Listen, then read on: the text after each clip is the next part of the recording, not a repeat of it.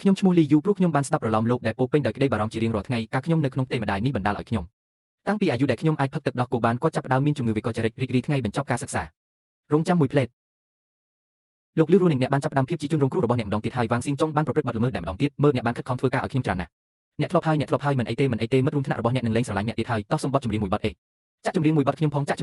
ផងតោះទៅខ្ញុំតែងតែមានអារម្មណ៍ថាពិភពលោកនេះគ្រាន់តែជាស្រីកំណានដ៏ឃោរឃៅចំពោះខ្ញុំត្រូវប្រុងប្រយ័ត្នបន្ថែម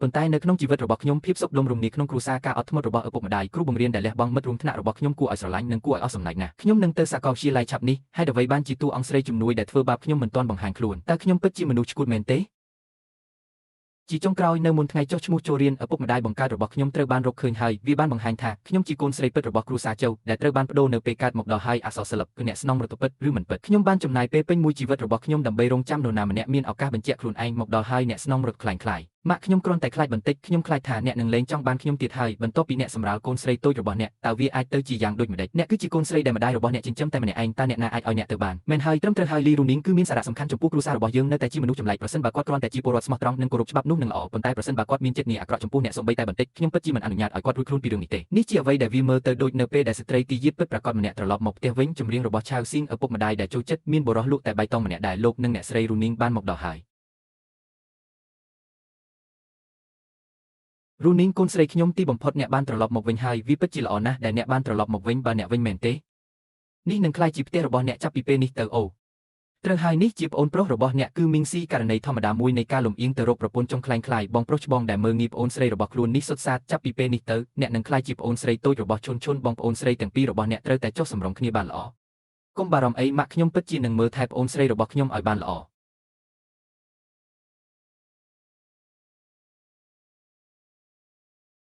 អប្អូនស្រី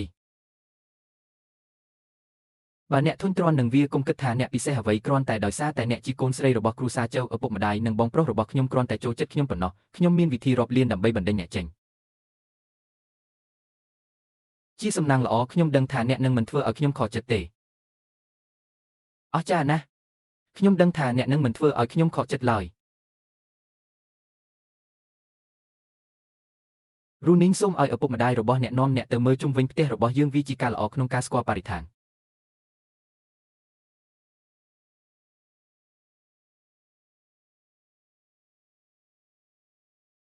ខ្ញុំបានដើរមើលបន្ទប់ទាំងអស់នៅក្នុងផ្ទះចាប់ពីពេលនេះទៅអ្នកនឹងស្នាក់នៅក្នុងបន្ទប់នេះតើអ្នកត្រូវការអ្វីគ្រាន់តែប្រាប់ម៉ាក់របស់អ្នកអាចស្នាក់នៅទីនេះដោយសន្តិភាពនៃចិត្តគ្រួសារជើរបស់យើងនឹងមិនប្រព្រឹត្តចំពោះអ្នកដោយអយុត្តិធម៌ឡើយប៉ុន្តែអ្នកត្រូវតែចងចាំកុំតែងតែគិតថាអ្នកណាល្អជាងឬអាក្រក់ជាងនរណាម្នាក់ដែលគ្មានកំហុសនិងឆោតល្ងង់កន្លែងរបស់យើងខុសគ្នាឆ្ងាយពីជនបទរបស់អ្នកគ្រួសារជើជាធម្មតាមានច្បាប់ផ្ទាល់ខ្លួនជាការពិតណាស់ពួកគេទាំងអស់សុទ្ធតែជាកូនស្រីរបស់គ្រួសារជើយើងគួរតែមានភាពសុខដុមរមនាមនុស្សពេញវ័យម្នាក់ដែលមានចរិតឆ្មើងឆ្មៃម្លេះគ្រាន់តែនិយាយតាមចិត្តលោកស្រីហ៊ូចាស់ហេតុអ្វីបានជាលោកខ្លាចនិយាយអំពីតារាល្បីម្លេះនេះជាទង្វើមិនសមរម្យរបស់ប្អូនស្រីអ្នកបងប្រុសឲ្យកុំធ្វើបែបនេះអីវាជាកំហុសរបស់ខ្ញុំ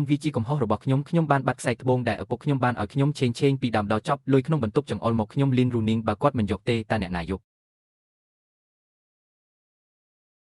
បងប្រុសឲ្យសូមកុំឆ្លោះជាមួយប្អូនស្រីខ្ញុំដោយសារតែខ្ញុំអីប្រហែលជាវាគ្រាន់តែជាការយល់ច្រឡំប៉ុណ្ណោះ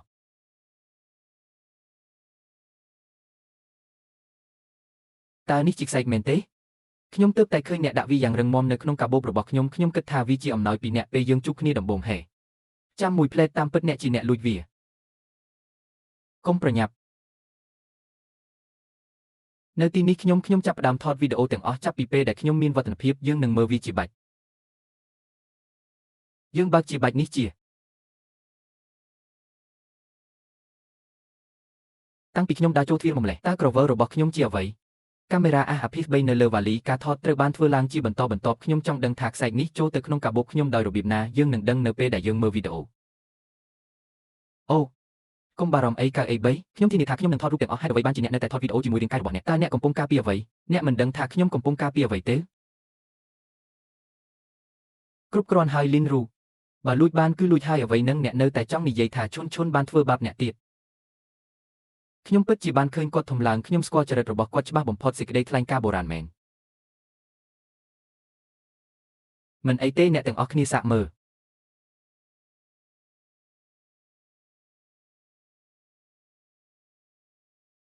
ឥឡូវនេះអ្នកអាចបញ្ជាក់ពីភាពគ្មានទោសពេលរបស់ខ្ញុំបានហើយមែនទេហេតុអ្វីបានជាមនុស្សគ្រប់គ្នាស្ងាត់ឈឹងម្លេះ បើបងប្អូនស្រីរបស់អ្នកមិនប្រាប់អ្នកទេកុំប្រាប់ពួកគេប្រាប់ខ្ញុំអំពីដំណើរការគិតទាំងមូលរបស់អ្នកក្នុងការដាក់ខ្ញុំលើខ្ញុំមិនមែនទេឈុនអុយអូនសម្លាញ់ឈុនមានរឿងអ្វីកុំបន្ទាបចង្ការរបស់អ្នកស្រស់ហើយគួរឲ្យស្រឡាញ់ណាស់ពួកគេទាំងអស់គ្នាបានដួលសន្លប់ហើយគ្មានលុយមួយកាក់មួយសេនដើម្បីរំពើឡើយតើអ្នកកំពុងនិយាយភាសាអ្វីអ្នកមិនដឹងថាអ្នកវិលមុខទេកុំនិយាយវាអីការទៅមន្ទីរពេទ្យគឺលឿនណាស់ចេញយេចេញយ៉ាងថ្ងៃនេះខ្ញុំបានបង្កើតអ្នកស្នងមរតកខ្លាំងៗដំបូងរបស់ខ្ញុំដោយជោគជ័យវាហាក់ដូចជានឹងបានប្រយុទ្ធយ៉ាងអស្ចារ្យនៅថ្ងៃនេះដូច្នេះអ្នកដឹងទេថាការរៀបចំទាំងអស់ត្រូវបានធ្វើឡើងដោយ Viachin ប៉ុន្តែយ៉ាងណាក៏ដោយសូមអរគុណកាមេរ៉ា WeChat ដែលអ្នកផ្ញើមកខ្ញុំនៅតែចង់នឹងអ្នកនិយាយអរគុណដោយផ្ទាល់ចូលយើងនិយាយអំពីរឿងនេះនៅពេលក្រោយខ្ញុំទើបតែយល់ចិត្តនឹងរឿងជាច្រើនថ្មីនេះយល់ព្រមគ្រូបានចូលមើលតាមអ៊ីនធឺណិតជាមុនសិនសួស្ដីហ្គេមជាដើមចេនយ៉ានគឺជាមិត្តភក្តិអនឡាញម្នាក់ដែលខ្ញុំបានស្គាល់អស់រយៈពេលជាច្រើនឆ្នាំដែលគូលេងហ្គេមដ៏ល្អបំផុតសម្លេងគាត់ពីរោះណាស់គាត់ក៏ពូកែលេងហ្គេមដែរអ្វីដែលសំខាន់បំផុតនោះគឺវាជាការប្រកួតដ៏ល្អឥតខ្ចោះសម្រាប់ខ្ញុំគួរឲ្យអាណិតណាស់គាត់គ្រាន់តែជាក្មេងអួតអាងម្នាក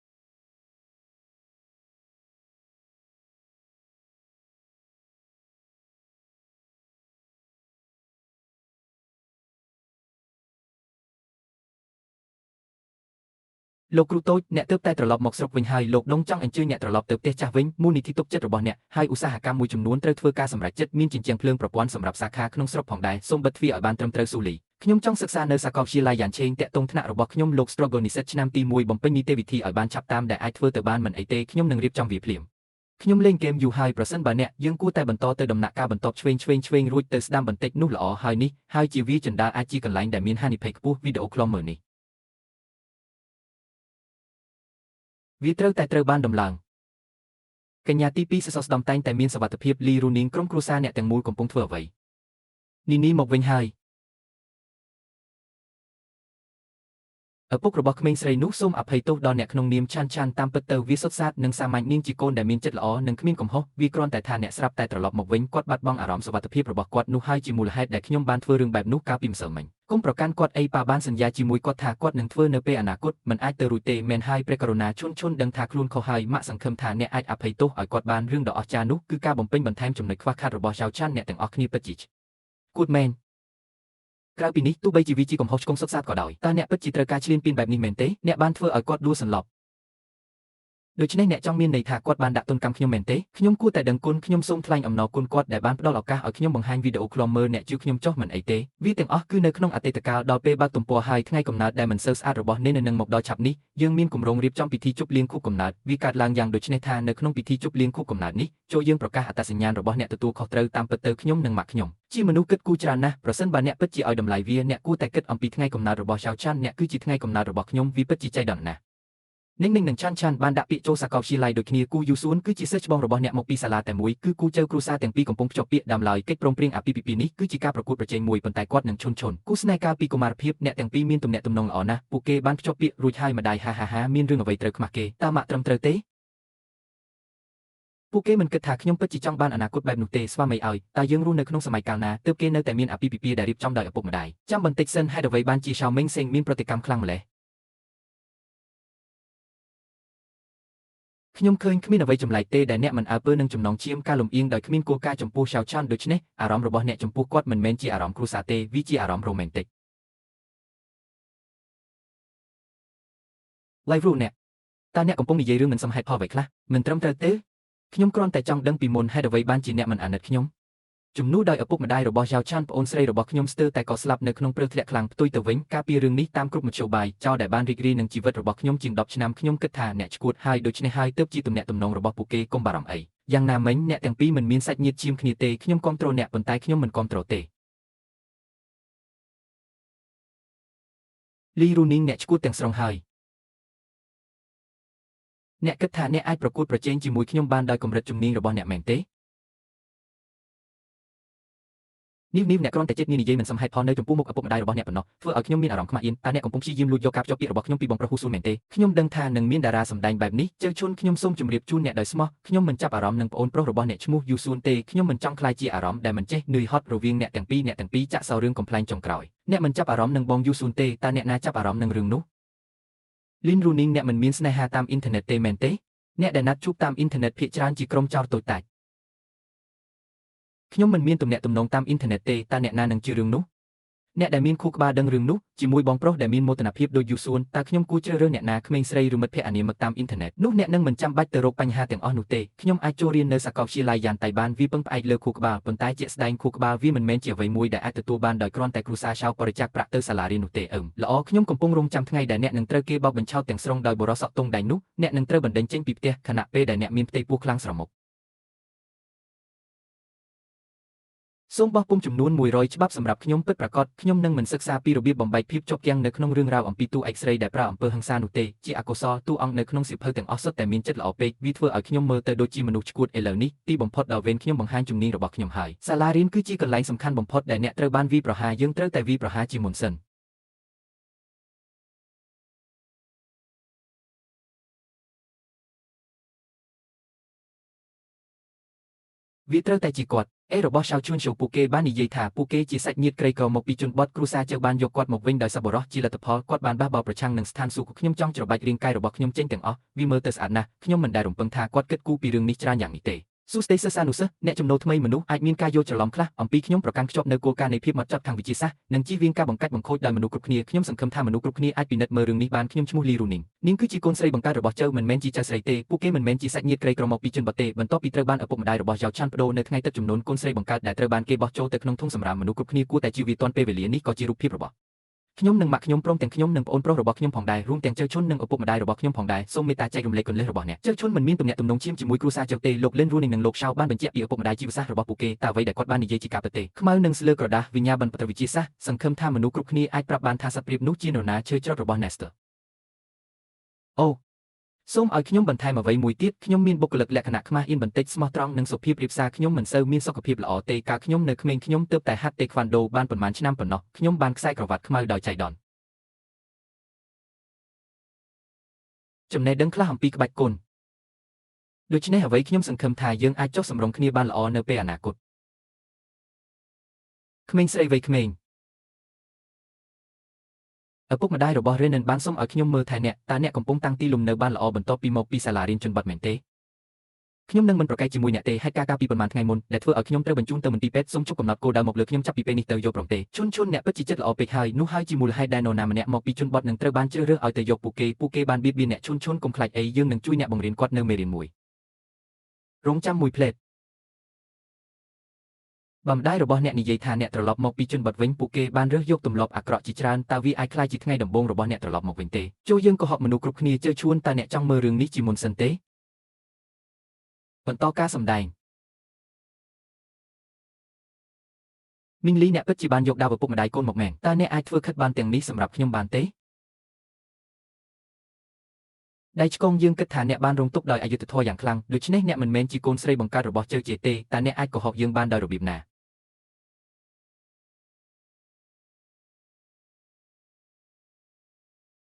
ហា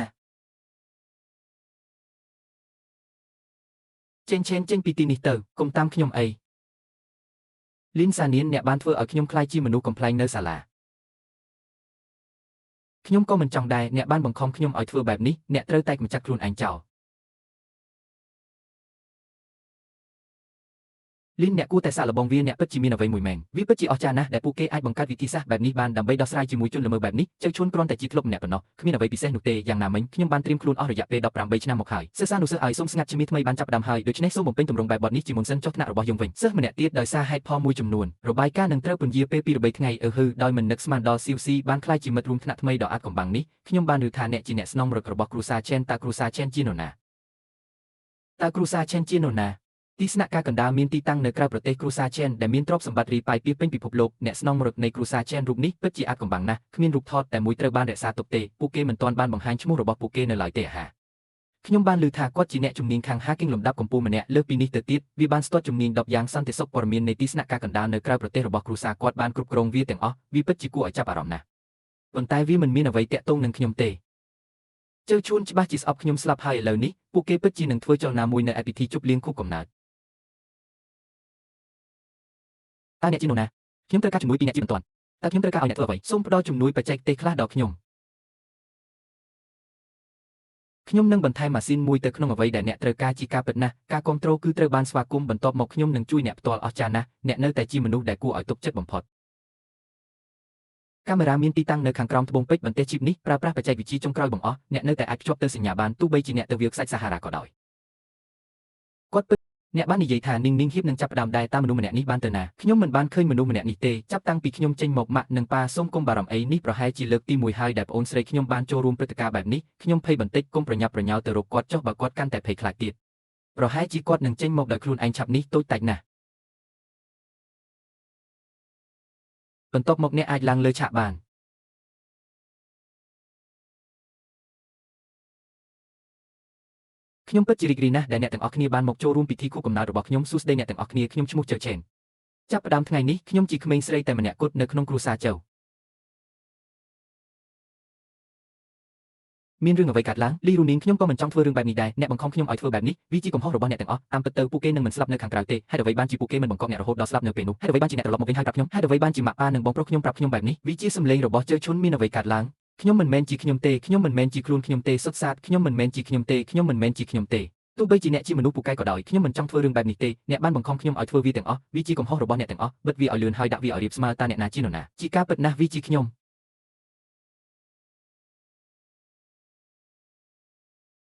ំលីនរូនីងហេតុអ្វីបានជាអ្នករត់គេចខ្លួនអ្នកមិនគួរនៅទីនេះទេតើវាគួរនៅទីណានៅក្នុងធុងសម្រាមជើឈុនអ្នកបានប្រើកន្សែងភក់វាខ្ញុំឲ្យសន្លប់បន្ទាប់មកពួកគេបានបោះខ្ញុំចូលទៅក្នុងធុងសម្រាមពួកគេថែមទាំងចង់លួចខ្ញុំទៅភូមិភ្នំដាច់ស្រយាលមួយទៀតផងខ្ញុំបានថតអក្រិតកម្មទាំងមូលជាវីដេអូតើអ្នកមានអ្វីផ្សេងទៀតដែលត្រូវនិយាយអ្នកកំពុងនិយាយមិនសមហេតុផលហេតុអ្វីបានជាអ្នកដាក់សុំខ្ញុំម៉ាក់ខ្ញុំមិនដែលចូលចិត្តខ្ញុំទេប៉ុន្តែតើគាត់អាចប្រើវិធីសាស្ត្រកម្រិតទាបបែបនេះដោយរបៀបណាបានដាក់សុំខ្ញុំតើខ្ញុំអាចធ្វើរឿងបែបនេះដោយរបៀបណារូនីងខ្ញុំដឹងថាអ្នកខឹងប៉ុន្តែតើអ្នកអាចនិយាយរឿងមិនសមហេតុផលអំពីបញ្ហាខុសច្បាប់និងព្រមទណ្ឌដោយរបៀបណាជន់មិនដែលធ្វើរឿងបែបនេះទេរូនីងទូចលើកស្តាំងក្នុងគ្រប់បញ្ហាទាំងអស់ការថតសម្លេងនេះអាចត្រូវបានប្រើដើម្បីសំយកសម្លេងរបស់លេរូនីងចាប់ពីថ្ងៃដំបូងដែលអ្នកបានត្រឡប់ទៅគ្រួសារជើវិញពួកគេកំពុងកំណត់គោលដៅលើលោកជន់គ្រប់ទីកន្លែងនេះច្បាស់ណាស់ថាជាដំណើរការដែលដឹកនាំដោយខ្លួនឯងនិងសាមនឹងធម្មជាតិដូច្នេះអ្នកមិនអាចបង្ហាញផុសតាងអ្វីទាំងអស់ខ្ញុំដឹងថាអ្នកមានអារម្មណ៍ថាខ្ញុំបានជំនួសកន្លែងរបស់អ្នកប្រសិនបើអ្នកពិតជាមិនអាចទ្រាំទ្រនឹងខ្ញុំបានទេបន្ទាប់មកខ្ញុំអាចចាក់ចេញបានអូចេញឆេនអ្នកគឺជាកែវភ្នែករបស់ម្ដាយអ្នកមែនហើយពួកគេតែងតែអាចកម្ចាត់លិនរូនីងចោលបានអ្នកណាថាខ្ញុំគ្មានផុសតាងនៅទីនេះតើអ្នកអាចធ្វើអ្វីបានពេលសេចក្តីស្លាប់ចិត្តមកដល់អ្នកកំពុងប្រើការភ្ជាប់មិនពិតដើម្បីអះអាងថាវាជាការរំលោភលើផុសតាង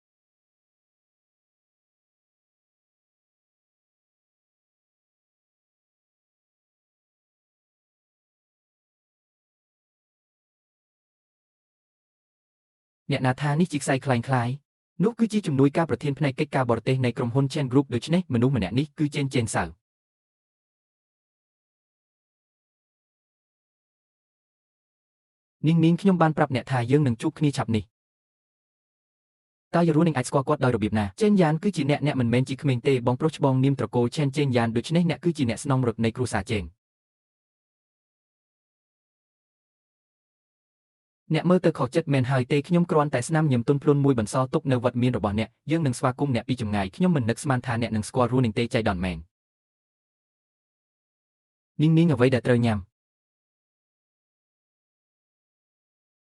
លោក Chen Xiao អរគុណច្រើនសម្រាប់ការមកចូលរួមពិធីខួបកំណើតរបស់ខ្ញុំពិធីជប់លៀងខួបកំណើតរបស់អ្នកតើខ្ញុំមើលទៅដូចជាមានពេលទំនេរច្រើនមែនទេដូច្នេះអ្នកនៅទីនេះដើម្បីខ្ញុំមកទីនេះដើម្បីជួបនាងរបៀបអ្នកថាខ្សែដែលខ្ញុំឲ្យនាងនោះคล้ายមែនទេ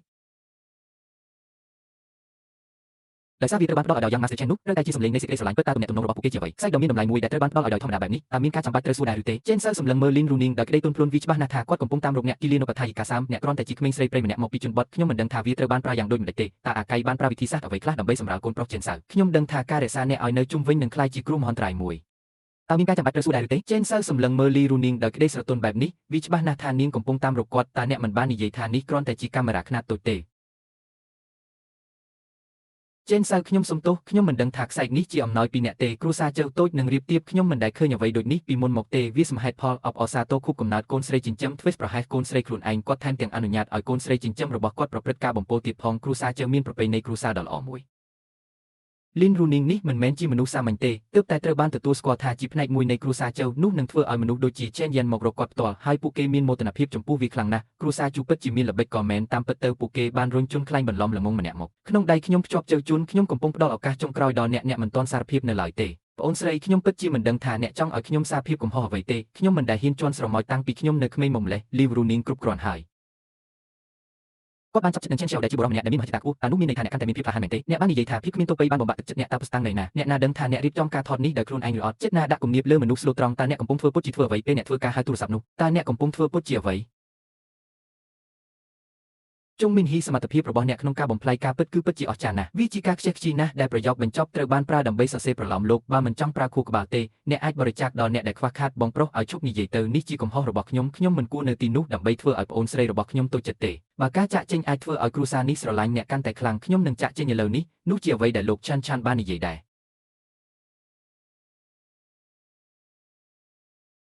តើអ្នកត្រូវការភស្តុតាងបន្ទាប់ពីអ្នកបានបញ្ចប់ការកែសម្រួលមែនទេត្រូវហើយទោះបីជាអ្នកជាម្ចាស់វ័យក្មេងនៃគ្រួសារ Chen ក៏ដោយក៏គ្មានភស្តុតាងដែរយើងមិនអាចប្រមាថមើលងាយភាពល្ងងខ្លៅបានទេអ្នកចង់មានន័យថាគ្រួសារ Chen ធម្មតាអ្នកមិនបានយកចិត្តទុកដាក់ចំពោះវាតតែសោះទេលោកក្រវ័យក្មេង Chen លោកក្រវ័យក្មេង Chen គាត់មិនមានន័យដូច្នោះតតែសោះព្រោះចង់បានភស្តុតាងបន្ទាប់មកខ្ញុំនឹងធ្វើឲ្យវាច្បាស់ដល់អ្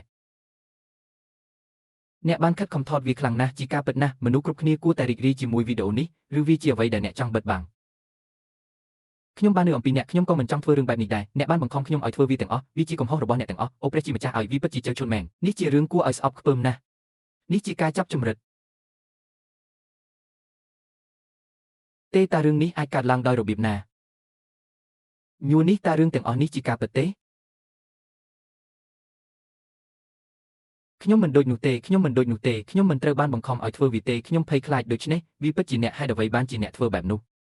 នោះជាបទក្រិតបរិសុទ្ធអ្នកពិតជាធ្វើឲ្យយើងខកចិត្តមែនបើម៉ាក់និងប៉ាពិតជាដឹងថាពួកគេខុសមែនខ្ញុំសូមអង្វរអ្នកឲ្យអត់ទោសឲ្យខ្ញុំបងប្រុសអាយអូនជាបងមែនទេខ្ញុំគ្រាន់តែឆ្ងល់ពីរបៀបចាប់ផ្ដើមការសន្ទនាលូតុនខ្ញុំមិននឹកស្មានថាអ្នកនឹងឯកាយ៉ាងនេះទេគាត់ថែមទាំងបានបង្កើតប្អូនស្រីរបស់គាត់ទៀតផងខ្ញុំគូយូស៊ួននឹងមិនរៀបការជាមួយស្ត្រីដូចអ្នកឡើយបងប្រុសយូស៊ួនមនុស្សគ្រប់គ្នាបានឃើញពូជើការភ្ជាប់ពាក្យរបស់ខ្ញុំជាមួយចៅឆេនត្រូវបានទុកជាមុខដោយហេតុនេះគ្រួសារខ្ញុំមិនអាចទ្រាំទ្រនឹងការខាតបង់មុខមាត់បែបនេះបានទេនេះជារឿងរវាងគ្រួសារចៅរបស់យើងនិងគ្រួសារគូរបស់អ្នកប៉ុន្តែនៅចំណុចប្រសពនៃចំនួនជាច្រើនអាពាហ៍ពិពាហ៍ត្រូវបានរំលាយចោលដូចនោះខ្ញុំមិនចង់ជួបបងប្រុសខ្ញុំទេខ្ញុំមិនចង់ភ្ជាប់ពាក្យទេបងស្រីដែលមានចិត្តរំភើបខ្ញុំនឹងជើឈុនបានផ្ដាច់ទំនាក់ទំនងរបស់យើងទាំងស្រុងគាត់បានបញ្ឆោតយើងទាំងអស់គ្នាដោយគំនិតរបស់គាត់ផ្ទាល់ប៉ុន្តែអ្នកគឺខុសគ្នាឯករាជ្យនិងឆ្លាតវៃស្អាតណាស់អ្នកគឺជាស្ត្រីម្នាក់ដែលសមនឹងទទួលបានការគោរពពេញលេញបងប្រុស Ferry តើអ្នកចង់មានន័យយ៉ាងណាពេលនិយាយបែបនេះកិច្ចព្រមព្រៀងអាពាហ៍ពិពាហ៍រវាងគ្រួសារ Gia និង Shao វាគួរតែធ្លាក់ទៅលើកូនស្រីបង្កើតរបស់នាងតាំងពីដំបូងមនុស្សដែលអ្នកមិនគួររៀបការជាមួយវាគួរតែជាប្អូនស្រីរបស់Runingអ្នករៀបការជាមួយនាងអ្នកមិនស័ក្តិសមនឹងត្រូវបានគេហៅថាជាអធិរាជទេតើ Chen Xiao កំពុងព្យាយាមលួចដោនពីយាឈួនមែនទេលោក Chen Xiao ពិធីភ្ជាប់ពាក្យរបស់យើងត្រូវបានរៀបចំជាយូរមកហើយក្រៅពីនេះ Runing មិនទាន់បដិសេធនៅឡើយទេអូឥឡូវខ្ញុំបដិសេធហើយខ្ញុំគិតអំពីអ្នកនឹងគូជានឹងទំនិញកំប៉ុងដែលផលិតដោយក្រុមហ៊ុនរបស់អ្នកខ្ញុំមិនចាប់អារម្មណ៍នឹងពួកគេណាម្នាក់ទេតើអ្នកយល់ឥឡូវនេះទេ Runing ប្អូនស្រីខ្ញុំឲ្យហ៊ានលួចប្រពន្ធខ្ញុំទេខ្ញុំកោតសរសើរចំពោះភាពក្លាហានរបស់អ្នក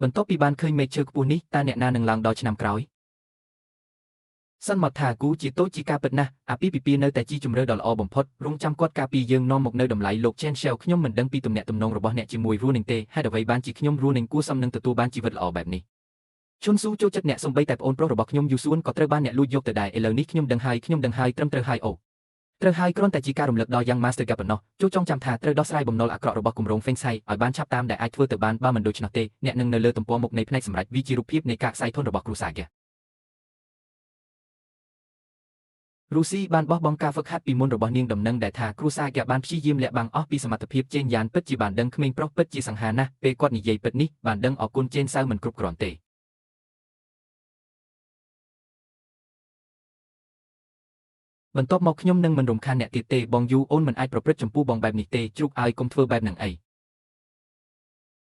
ម៉ាក់និងប៉ាខ្ញុំដឹងថាខ្ញុំខុសហើយខ្ញុំពិតជាដឹងថាខ្ញុំខុសមែនខ្ញុំខ្លាចបាត់បង់គ្រួសារនេះខ្លាំងណាស់ខ្ញុំខ្លាចបាត់បង់អ្នកទាំងអស់គ្នាណាស់នោះហើយជាមូលហេតុដែលខ្ញុំងឹតភ្នែកមួយរយៈដោយសារភាពលោភលន់ហើយបានធ្វើអ្វីមួយខុសខ្ញុំសូមអង្វរអ្នកផ្ដល់ឱកាសឲ្យខ្ញុំម្ដងទៀតខ្ញុំនឹងមិនធ្វើវាម្ដងទៀតទេបងស្រីខ្ញុំសូមអង្វរអ្នកសូមអភ័យទោសដល់ក្រុមហ៊ុនលើកនេះខ្ញុំបានអន់គោរពអ្នក ចេងក្រោកឡើងឆេងឪពុកម្ដាយមើលចុះឈុនគួរឲ្យអាណិតប៉ុណ្ណាលើនេះគាត់នៅក្មេងនៅឡើយខ្ញុំបានធ្វើខុសមួយក្នុងពេលដ៏ច្របូកច្របល់មួយតើអ្នកណាមិនធ្វើខុសខ្ញុំសូមអង្វរអ្នកសូមផ្ដល់ឱកាសឲ្យគាត់ប៉ាឲ្យតែប៉ាមិនមកជាមួយប៉ាខ្ញុំនឹងធ្វើអ្វីគ្រប់យ៉ាងសម្រាប់អ្នកភាពទន់ខ្សោយខ្ញុំអាចប្រាប់បានដោយគ្រាន់តែមើលរឿងនេះទោះបីជាជើឈួនសេនលោកខ្ញុំចេញក៏ដោយពួកគេនៅតែពេញចិត្តនឹងជើឈួនពួកគេជាឪពុកម្ដាយបង្កើតរបស់ខ្ញុំគូស្នេហ៍ដ៏សោកសៅមួយគូនេះណាចៅល្ងងទាំងនេះអ្នកទាំងពីរពិតជាមានចំណងមិត្តភាពដែលមិនអាចកាត់ផ្ដាច់បានយ៉ាងណាមិញខ្ញុំបានចិញ្ចឹមវាអស់រយៈពេលជាង10ឆ្នាំមកហើយវាពិបាកក្នុងការចាក់ចេញវាក៏ជាសមរភូមិមួយដែលលូយូសួនទើបតែបញ្ចប់ការភ្ជាប់ពាក្យហើយអ្វីបានជាអ្នកមិនយកចៅឆេនជាកូនប្រសាររបស់អ្នកនេះនឹងមិនត្រឹមតែធ្វើឲ្យគាត់នៅក្បែរអ្នកប៉ុណ្ណោះទេវាថែមទាំងអាចនាំឲ្យមានសម្ព័ន្ធភាពអាពាហ៍ពិពាហ៍ទៀតផងតែនេះមិនមែនជារឿងល្អបំផុតនៃពិភពលោកទាំងពីរទេឥតប្រយោជន៍ព្រះជាម្ចាស់ឲ្យតើរឿងនេះខុសពីតេងលុនយ៉ាងដូចម្ដេចគ្រូសាឈីវបានគ្រប់គ្រងរហូតដល់វាក្លាយជារឿងកំប្លែងដ៏ធំមួយអ្នកស្នងរកពិតប្រាកដត្រូវបានចាប់ពង្រត់ដោយអ្នកស្នងរករបស់ជាហើយស្ទើរតែបាត់បង់ជីវិតជាជីនិងអូនប្រុសចិញ្ចឹមនិងដែររបស់នាងមិនបានចេញទៅក្រៅទេតែអ្នកណាអាចជិះវេកញែកជាមួយរឿងនោះបានអ្នកពិតជាមិនអាចប្រាប់បានធម្មតាទេហើយអ្វីបានជាទំនាក់ទំនងរបស់ពួកគេរីកចម្រើនលឿនម្ល៉េះនាងនិយាយដោយសេរីអំពីគំនិតរបស់នាងខ្ញុំនៅតែមានអារម្មណ៍សោកសៅឪពុកម្ដាយបង្កើតបង្ហាញការលំអៀងទៅរកអ្នកដទៃដោយគ្មានសីលធម៌បែបនេះតើមានអ្វីខុសគ្នារវាងរឿងនេះនិងការបោះបង់គាត់ខ្ញុំមិនបានធ្វើទេខ្ញុំមិនមែនទេយើងគ្រាន់តែជាបងប្អូននឹងគ្នាយើងគ្មានទោសទេឪពុកម្ដាយខ្ញុំឲ្យសូមជឿខ្ញុំចុះខ្ញុំតែងតែគិតអំពីបងប្អូនប្រុសល្បីគាត់បានប្រព្រឹត្តចំពោះខ្ញុំដូចជាបងប្រុសរបស់ខ្ញុំផ្ទាល់បិទមាត់ទៅអ្នកទាំងពីរគ្មានព្រំដែននៅថ្ងៃធម្មតាទេខ្វះភាពក្លាហានហើយវាបានបង្កឲ្យមានភាពចលាចលយ៉ាងខ្លាំងនៅថ្ងៃនេះអ្នកពិតជាកំពុងបន្ថែមអ្នកបម្រើបន្ថែមទៀតទៅក្នុងជួររបស់យើងបានកាត់កាំបិតនោះហើយរីកាពីហេតុការណ៍នោះមានអ្នកសង្ស័យថាបានសម្លាប់អ្នកជួញដូរមនុស្សដោយចេតនាតើជើខ្វាន់ជានរណាយើងនឹងធ្វើដំណើរទៅមើលស្ថានភាពកុំដេញតាមខ្ញុំអីម៉ាក់និងប៉ាជួយសង្គ្រោះខ្ញុំផងខ្ញុំនឹងមិនធ្វើវាម្ដងទៀតទេចេញឈប់សិនតើម៉ាក់និងប៉ានឹងគ្រាន់តែឈរមើលទីក្រុងត្រូវបានដណ្ដើមយកមែនទេគាត់បានធ្វើរឿងបែបនេះតើយើងគួរធ្វើអ្វីនោះក៏ព្រោះតែគាត់នៅក្មេងពេកមិនអាចបិទមាត់បានទេប្រសិនបើអ្នកទាំងអស់នេះគឺដោយសារតែអ្នកទើបខ្ញុំខ្លាចជាបែបនេះតើមានចំណុចអ្វីដែលត្រូវទុកជីវិតវែង3និងជីវិតខ្លី2ខ្ញុំនឹងមិនសងសឹកអ្នកវិញជាដាច់ខាតអ្នកហ៊ានប៉ះគាត់ខ្ញុំនឹងធ្វើឲ្យអ្នកប្រាថ្នាថាអ្នកស្លាប់ផ្លាស់ទីទៅម្ខាងអាជីវកម្មផ្ទាល់ខ្លួនរបស់ខ្ញុំនឹងដោះស្រាយវាដោយខ្លួនឯងចៅមេស៊ីក្រៅពីហោះហើរដូចឆ្កែឆ្កួតតើអ្នកអាចធ្វើអ្វីបានទៀតចាប់ពីថ្ងៃដែលខ្ញុំចូលទៅក្នុងគ្រួសារចៅអ្នកមិនដែលមើលមកខ្ញុំដោយក្តីមេត្តាទេចៅឈុនបានចាប់ប្រកាន់ខ្ញុំដោយមិនពិតថាលួចអ្នកបានសន្និដ្ឋានថាខ្ញុំមិនស្មោះត្រង់ដោយមិនបានសួរខ្ញុំអ្វីទាំងអស់ថ្ងៃនេះគាត់នឹងលក់ខ្ញុំទៅភូមិភ្នំដាច់ស្រយាលផុសតាងច្បាស់លាស់ប៉ុន្តែអ្នកនៅតែមានភាពក្លាហានក្នុងការរិះគន់ខ្ញុំនៅទីនេះមុនសិកានិងខួរក្បាលរបស់អ្នកត្រូវបានឆ្កែស៊ីអស់ហើយអ្នកកូនជីវសាស្ត្ររបស់ខ្ញុំម៉ាក់និងប៉ាជាទីស្រឡាញ់អ្នកនិយាយបន្តការស្វែងរកខ្ញុំគឺជាសេចក្តីរីករាយបំផុតអ្វីដែលសំខាន់បំផុតនោះគឺគ្រួសារត្រូវនៅជាមួយគ្នាប៉ុន្តែថ្ងៃកំណើតរបស់គាត់ក៏ពិតជាអស្ចារ្យមិនគួរឲ្យជឿផងដែរចុះខ្ញុំវិញថ្ងៃនេះខ្ញុំស្ទើរតែលក់ខ្លួនមិនចេញទេប៉ុន្តែអ្នកនៅតែចង់ឲ្យខ្ញុំអភ័យទោសឲ្យអ្នកម្ដាយរបស់អ្ន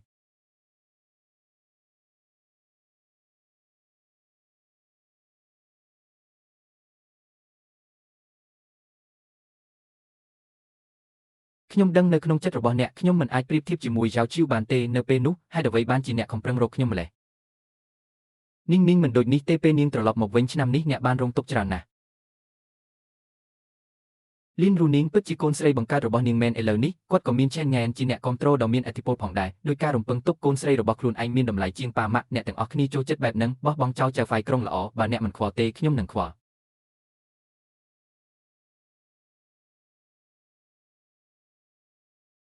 ក្មេងល្ងងអ្នកបានបាត់បង់ស្មារតីហើ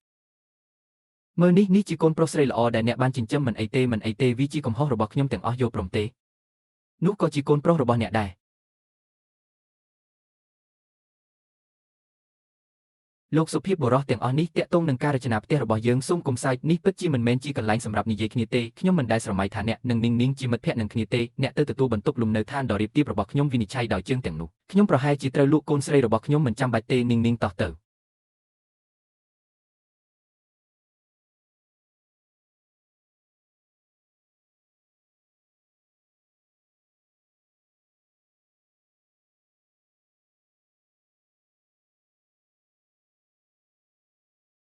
ើវាជាអ្នកណាលោកក្រវៃក្មេងឆែនដែរមែនទេឯងលេងហ្គេមជាមួយខ្ញុំរាល់ថ្ងៃហើយស្ដាប់ខ្ញុំត្អូញត្អែអំពីប្អូនប្រុសរបស់ឯងឥឡូវនេះក្នុងមួយប៉ព្រិចភ្នែកគាត់បានក្លាយជាអ្នកស្នងមរឹកនៃគ្រួសារអ្នកមានលំដាប់កម្ពស់មួយតើអ្នកលូតសាច់ចំអកឲ្យខ្ញុំតាំងពីយូរយារណាស់មកហើយមែនទេនាងអ្នកមិនអាចសមហេតុផលទេអ្នកមិនដែលសួរខ្ញុំថាខ្ញុំធ្វើការអ្វីទេខ្ញុំមិនអាចរត់មកប្រាប់អ្នកភ្លាមបានទេសួស្ដីខ្ញុំជាអ្នកស្នងមរឹកនៃគ្រួសារឆែនចម្លែកណាស់ ជប់បង្ខំខ្លួនឯងទៅខ្ញុំដឹងថាអ្នកកំពុងមានអារម្មណ៍មិនល្អបើចង់យំក៏យំទៅវាមិនមែនជារឿងអាម៉ាស់សម្រាប់ខ្ញុំទេ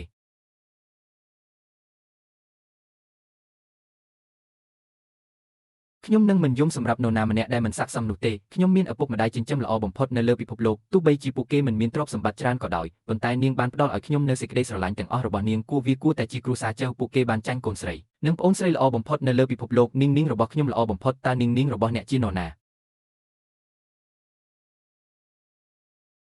ខ្ញុំនិយាយខុសនាងអ្នកមិនមែនជារបស់នរណាម្នាក់ទេនោះខ្ញុំជារបស់អ្នកមិនអីទេចេញយ៉ាងខ្ញុំ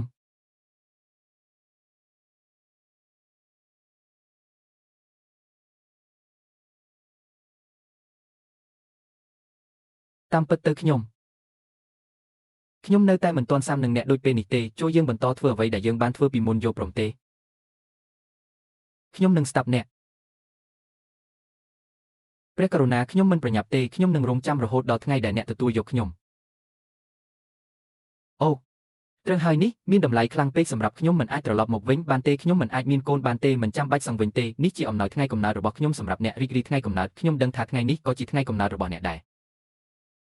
អរគុណចេនយ៉ានឪពុកម្ដាយចិញ្ចឹមរបស់ខ្ញុំបានប្រាប់ខ្ញុំអំពីថ្ងៃដែលពួកគាត់បានរកឃើញខ្ញុំវាត្រូវបានកំណត់សម្រាប់ថ្ងៃកំណើតរបស់ខ្ញុំប៉ុន្តែឪពុកម្ដាយបង្កើតរបស់ខ្ញុំពួកគេប្រារព្ធតែថ្ងៃកំណើតរបស់ Zhao Chan ប៉ុណ្ណោះលើកនេះទោះបីជាលោក Zhao ត្រូវបានគេបញ្ជូនទៅកាន់ទីឱកាសក៏ដោយទោះជាយ៉ាងណាក៏ដោយគេបានប្រមាណថាសូម្បីតែព្រះសង្ឃក៏នឹងព្យាយាមឲ្យអស់ពីសមត្ថភាពដើម្បីស្វែងរកមធ្យោបាយដែរនៅទីបំផុតអ្វីទាំងអស់នឹងក្លាយទៅជាឥតប្រយោជន៍យ៉ាងណាក៏ដោយអ្នកនៅតែមានខ្ញុំអ្វីក៏ដោយដែលអ្នកចង់ធ្វើខ្ញុំនឹងធ្វើវាទាំងអស់សម្រាប់អ្នកតើអ្នកហត់ទេខ្ញុំនឹងជួនអ្នកទៅផ្ទះមិនអីទេដូច្នេះតើយើងត្រឡប់មកវិញដោយរបៀបណាជិះក្នុងរថយន្តប្រណេតលំដាប់កម្ពុជាដ៏ល្បីល្បាញរបស់គ្រួសារអ្នកមានមួយហឹងជិះឡានទំនើបមួយគ្រឿងបងប្រុសខ្ញុំមិនអាចស្នាក់នៅទីនេះបានទេខ្ញុំមិនអាចទុកឲ្យជីវិតខ្ញុំពាក់កណ្ដាលត្រូវបំផ្លាញបែបនេះទេអ្នកត្រូវតែជួយសង្គ្រោះខ្ញុំបងប្រុសប៉ុន្តែឪពុកម្ដាយខ្ញុំមិនព្រមជួយទេតើខ្ញុំអាចធ្វើអ្វីបានខ្ញុំមានវិធីមួយស្ដាប់ខ្ញុំ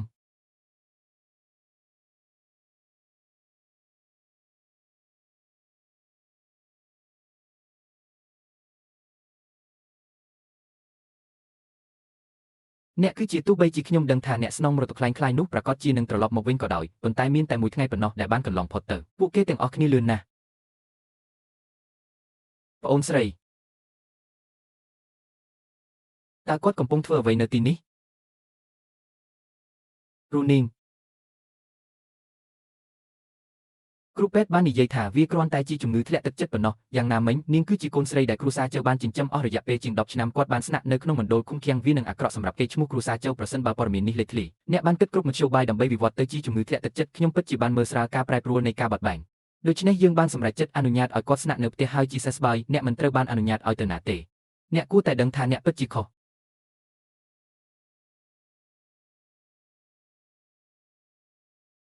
ខ្ញុំដឹងហើយម៉ាក់ប៉ានិងប្អូនស្រីខ្ញុំពិតជាដឹងថាខ្ញុំខុសហើយឧទាហរណ៍នេះមិនទាន់ត្រឡប់មកវិញនៅឡើយទេគាត់បាននិយាយថាគាត់នឹងមិនត្រឡប់ទៅផ្ទះនេះវិញទេប្រសិនបើឈុនមិនត្រឡប់មកវិញតើនេះមិនគួរឲ្យអស់សំណើចទេគាត់មិនគួរត្រឡប់មកវិញទេបើមិនដូច្នោះទេទុកចាំគីវត្រឡប់មកវិញបើមិនដូច្នោះទេគាត់នឹងបានជួយសង្គ្រោះគាត់ប្រសិនបើពួកគេពិតជាធ្វើអ្វីមួយហួសហេតុមែនទុកវាទាំងពីរនៅក្រោមច្រមុះរបស់អ្នកការមើលវាធ្វើឲ្យខ្ញុំមានអារម្មណ៍ស្រួលនោះជាមធ្យោបាយតែមួយគត់ដើម្បីជីវភាពរស់នៅរបស់ប្រជាជនសម្រាប់ភាគហ៊ុនដើម្បីគ្រប់គ្រងកូនប្រុសដែលលងស្នេហ៍ខ្ញុំពួកគេអាចមើលរំលងច្បាប់មិនអើពើនឹងគ្រោះថ្នាក់ដែលខ្ញុំបានរងទុក្ខប្អូនស្រីពើតែងតែស្ដីបន្ទោសបងស្រីច្បងចាប់ពីពេលនេះទៅខ្ញុំនឹងស្ដាប់អ្វីដែលអ្នកនិយាយខ្ញុំគ្រាន់តែសូមឲ្យអ្នកផ្ដល់ឲ្យវាទៅប្អូនស្រីរបស់ខ្ញុំឱកាសដើម្បីបើកទំព័រថ្មីលេងបន្តការសម្ដែងប្រសិនបើឪពុករបស់អ្នកសន្យាជាមួយអ្នកត្រង់បរិសុទ្ធចាប់ពីថ្ងៃនេះទៅខ្ញុំនឹងមិនធ្វើអ្វីក្រៅពីបទដ្ឋានទេបើគាត់ខឹងខ្លាំងដល់ថ្នាក់ស្លាប់ខ្ញុំនឹងជាមនុស្សដំបូងគេដែលមិនឲ្យគាត់រួចខ្លួនឲ្យតែអ្នកសប្បាយចិត្តកុំបារម្ភពីខ្ញុំអីខ្ញុំជាមនុស្សក្រៅសង្គមព្រះករុណាខ្ញុំមិនដឹងថាក្មេងនេះត្រូវបានចិញ្ចឹមយ៉ាងដូចម្ដេចទេមិនគិតគូរតតែសោះខ្ញុំនឹងត្រឡប់មកវិញម្ដងទៀតរូនីងអ្នកបានលួចអ្វីទាំងអស់ពីខ្ញុំពិតជាមិនអនុញ្ញាតឲ្យអ្នករួចផុតពីរឿងនេះទេស៊ូងពិតជាត្រូវបានពួកគេដណ្ដើមយកមកវិញមែនគាត់តាំងចិត្តខ្លាំងណាស់ទើបចាប់ផ្ដើមសម្ដែង ផ្អែកលើការយល់ដឹងរបស់ខ្ញុំអំពីអ្នកការប្រើប្រាស់ជំងឺធ្លាក់ទឹកចិត្តជាលេសក៏ជាអភូតហើយជាមូលដ្ឋានមួយដែរគាត់ប្រកាសជានឹងធ្វើពុតជាទុនខ្សោយនៅពេលក្រោយគាត់ថែមទាំងអាចនិយាយថាខ្ញុំបានបង្ខំគាត់ឲ្យឈ្នះទៀតផងបន្ទាប់មកប្រើអំណាចនៃការបោកប្រាស់ទុកឲ្យខ្ញុំបន្តរិះគន់ខ្លួនឯងរហូតដល់ខ្ញុំចាស់ដោយសារគ្រួសារជើស្ថិតក្នុងគ្រោះថ្នាក់បែបនេះហើយអ្វីបានជាអ្នកមិនផ្លាស់ចេញចាប់តាំងពីគាត់កំពុងលេងល្បិចចុកខ្វក់នៅពីក្រោយឆាកការបណ្ដេញមន្ត្រីនោះចេញនឹងមិនជួយអ្វីទេតើអ្នកអាចដឹងថាតើគាត់មានជំងឺធ្លាក់ទឹកចិត្តឬអត់ទេព័ត៌មានតាក់ទងនឹងឈ្មោះខ្ញុំសង្ស័យថាវាคล้ายអាចបន្ទាប់មកខ្ញុំត្រូវរៀបចំខ្លួនឲ្យបានរហ័សគាត់នឹងឆ្លាតពេកសម្រាប់ប្រយោជន៍ផ្ទាល់ខ្លួនហើយរួចផុតពីវាខ្ញុំផ្ញើអ្នកជំនួយការលីបានធ្វើការរៀបចំយ៉ាងម៉ត់ចត់ត្រូវប្រាកដថានាងមានអង្គរៈការពារនាង24ម៉ោងក្នុងមួយថ្ងៃកុំឲ្យគ្រោះថ្នាក់ណាមួយមកជិតគាត់ឲ្យសោះវាជាចៅហ្វាយវ័យក្មេងខ្ញុំដល់ផ្ទះហើយឥឡូវនេះលាហើយរងចាំមួយផ្លេតខ្ញុំមិនទាន់បានទៅលេងផ្ទះរបស់អ្នកជាផ្លូវការនៅឡើយទេគ្រួសារស៊ីវគឺជារូងភ្នំនៃនាគនិងខ្លាតើអ្នកពិតជាចង់លេងហ្គេមមួយពេលកំពុងលេងហ្គេមនោះហើយបន្ទាប់មកចាក់ចេញមែនទេប្អូនស្រីអ្នកត្រឡប់មកវិញហើយលោកឆេនឆេងចេនសាហេតុអ្វីបានជាអ្នកជាមនុស្សតែម្នាក់គត់ម៉ាក់និងប៉ាបានចេញទៅក្រៅប្អូនប្រុសរបស់ខ្ញុំត្រូវបានដាក់ទណ្ឌកម្មដោយត្រូវអនុវត្តការសរសេរអក្សរចង់ប៉ាបាននិយាយថាគាត់ចង់ចេញទៅដើរលេងដើម្បីបន្ធូរអារម្មណ៍អ្នកទៅមុនសិនខ្ញុំនឹងទៅយកម៉ាស៊ីនហ្គេមចេនយ៉ាងគឺជាអ្នកស្នងមរតកនៃគ្រួសារចេនក្មេងហើយសង្ហាបើអ្នកអាចធ្វើបានខ្ញុំប្រកាសជាអាចធ្វើបានល្អជាងនេះទៅទៀតប្រសិនបើខ្ញុំអាចឈ្នះចិត្តចេនយ៉ាងគ្រួសារស៊ូច្បាស់ជាធ្វើឲ្យខ្ញុំហូរឈាមច្រមុះមិនខាន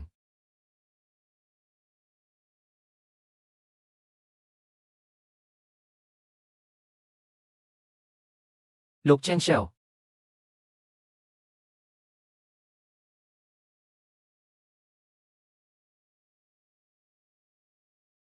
អ្នកនាងចៅសម្លៀកបំពាក់របស់អ្នកហួសសម័យហើយវាឆ្កងណាស់ក្រដាសនោះមិនមែនជាក្រដាសដែលខ្ញុំជាទេ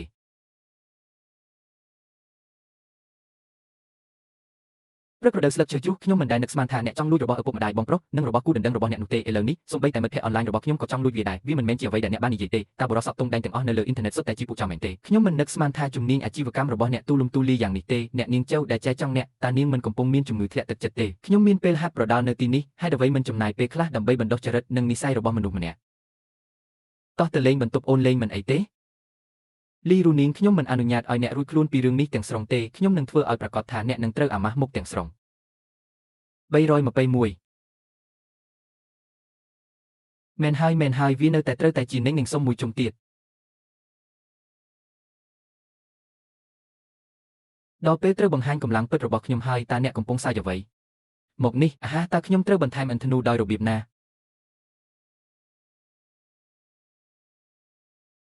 ខ្ញុំកំពុងចាក់ចេញឥឡូវនេះចូលយើងធ្វើវាមួយថ្ងៃទៀតរាត្រីសួស្ដីនាងរាត្រីសួស្ដីថ្ងៃនេះខ្ញុំពិតជាសប្បាយចិត្តណាស់ខ្ញុំក៏សប្បាយចិត្តដែរអូយអូនសម្លាញ់ឲ្យប្រញាប់ត្រឡប់ទៅវិញកុំភ្លេចអ្វីដែលខ្ញុំបានសុំឲ្យអ្នកធ្វើកុំបារម្ភអីការកាន់នោះយល់ព្រមខ្ញុំនឹងចាក់ចេញឥឡូវនេះលីនរូនីងឥឡូវអ្នកសប្បាយចិត្តណាស់ប៉ុន្តែឆាប់នេះអ្នកនឹងមិនមានថ្ងៃល្អទេបងប្រុសរបស់មេសេតាអ្នកអាចមកបន្ទប់ខ្ញុំបានទេ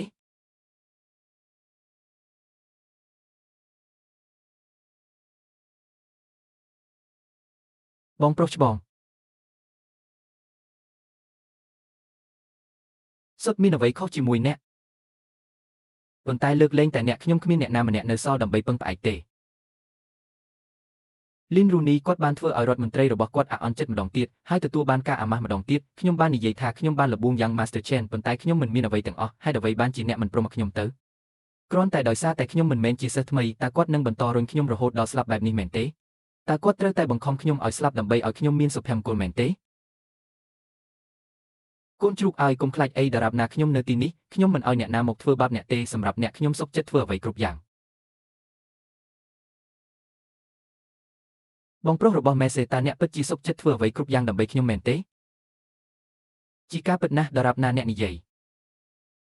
មិនអីទេបើដូច្នោះសូមជួយខ្ញុំផង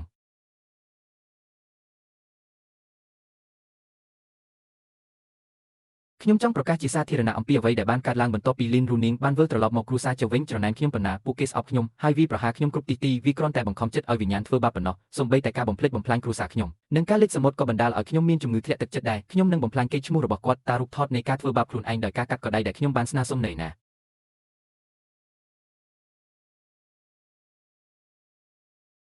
TC ត្រូវបានដោះលែងបងប្រុសច្បងទៅតាក់ទងក្រុមហ៊ុនទីផ្សារទាំងនោះដែលអ្នកស្គាល់ទិញ Crystal ខ្លះចូលយើងបង្កើនមិត្តសាធារណៈអំពីកន្លែងនេះរំជើបរំជួលអារម្មណ៍ចាំមើលថាតើ Lane Rooney នឹងផ្លាស់ប្ដូរស្ថានភាពយ៉ាងដូចម្តេចលើកនេះសូម្បីតែចេះនិយាយគ្មានវិធីណាដើម្បីទូចឲ្យដកជនល្មើសចេញនោះទេ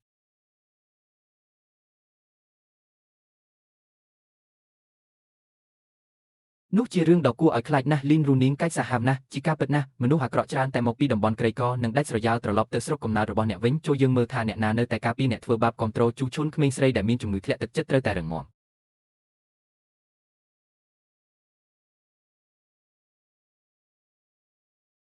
សួស្តីមិត្តរួមថ្នាក់ចាស់ Rooney តើអ្នកបានរកមើលតាមអ៊ីនធឺណិតហើយឬនៅខ្ញុំមិនដឹងថាអ្នកណាបានបង្ហោះវីដេអូនេះដោយនិយាយថាអ្នកបានធ្វើបាបអ្នកដទៃទេទៅពិនិត្យមើលវាល្អខ្ញុំដឹងថាអ្នកនឹងមិនឈប់ទេ Lane Rooney ទៅឋាននរកទៅចេញពីសាកលវិទ្យាល័យយ៉ាងឆេងខុសរបស់ខ្ញុំធំពេក Lane Rooney កាច់សាហាវណាស់គឺ Lane Rooney សត្វដែលអាចចិញ្ចឹមឪពុកម្ដាយរបស់ពួកគេក៏ត្រូវតែជាប្រភេទសត្វដែរផ្ញើសារមកខ្ញុំប្រសិនបើអ្នកនៅតែចង់ទៅផ្ទះរបស់គាត់ដើម្បីជួសជុលថ្នាំលាបជាមួយនឹងមនុស្សគ្មានខួរក្បាលទាំងនេះមនុស្សដែលដឹងតែពីរបៀបញុះញង់អារម្មណ៍ប៉ុណ្ណោះមិនអាចមានហេតុផលជាមួយបានទេការគ្រាន់តែមានភាពទៀងត្រង់និងគ្មានកំហុសនឹងនាំទៅរកអន្ទាក់នៃការកែតម្រូវខ្លួនឯងប៉ុណ្ណោះចាប់តាំងពីអ្នកហ៊ានផ្សព្វផ្សាយពាក្យចាំអារ៉ាមខ្ញុំពិតជានឹងធ្វើឲ្យអ្នកបងថ្លៃសួស្តីខ្ញុំចង់ទូរស័ព្ទទៅប៉ូលីសមាននរណាម្នាក់បានលាតត្រដាងព័ត៌មានរបស់ខ្ញុំនៅលើអ៊ីនធឺណិតអំពើហិង្សាក្រៅបណ្ដាញប្រឆាំងនឹងខ្ញុំនិងក្រុមគ្រួសាររបស់ខ្ញុំ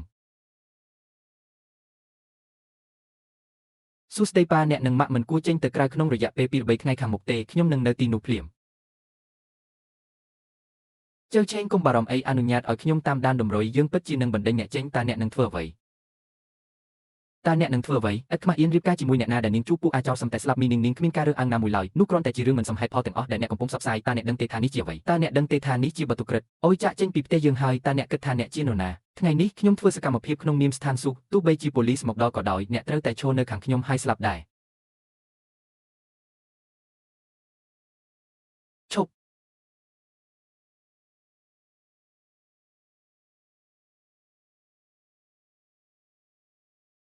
អាម៉ាក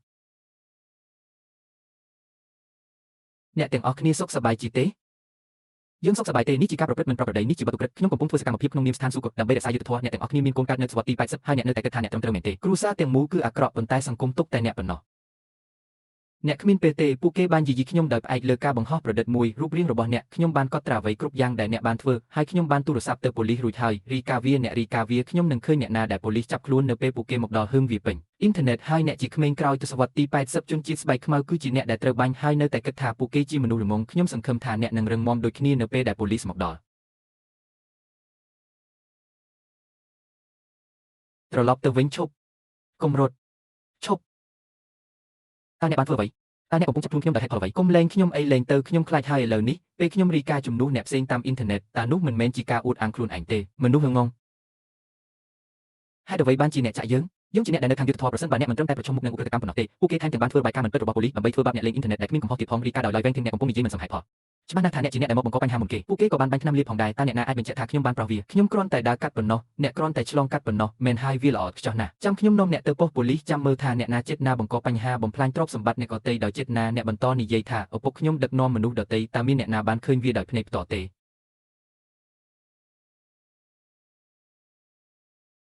េឬអ្នកបានទទួលប្រាក់ចិត្តណាបានខ្លាយជាឆ្កែឆ្កួតដែលខំនោះហើយជាអ្វីដែលយើងហៅថាយុត្តិធម៌គ្រាន់តែវិច្ចប់វាឡើងជប់សម្ដែងអ្នកបានបងប្រាក់ឲ្យស៊ូមីងសៃឲ្យមកបង្កបញ្ហាមែនទេហើយមិនមែនគ្រាន់តែមនុស្សដែលបោះថ្នាំលាបនោះទេនិងអ្នកដែលផ្សព្វផ្សាយពាក្យចាំអារ៉ាមនិងការប្រមាថតាមអ៊ីនធឺណិតមានមួយខ្ញុំនឹងជួលមេធាវីម្នាក់បណ្ដឹងត្រូវបានដាក់ម្ដងមួយដើម្បីទៅដល់បាត់របស់វាកុំខ្ជះខ្ជាយធម៌ពលរបស់អ្នកក្នុងការបញ្ចេញមតិខ្ញុំមាននរណាម្នាក់ប្រមូលព័ត៌មានតាមអ៊ីនធឺណិតរួចហើយផុសតាំងនេមទៅយោបល់លើការបង្ហោះខាងលើនឹងច្រើនទៀតព័ត៌មានអត្តសញ្ញាណរបស់អ្នកដែលផ្សព្វផ្សាយពាក្យចាំអារ៉ាមដោយចេតនាមកជាមួយយើ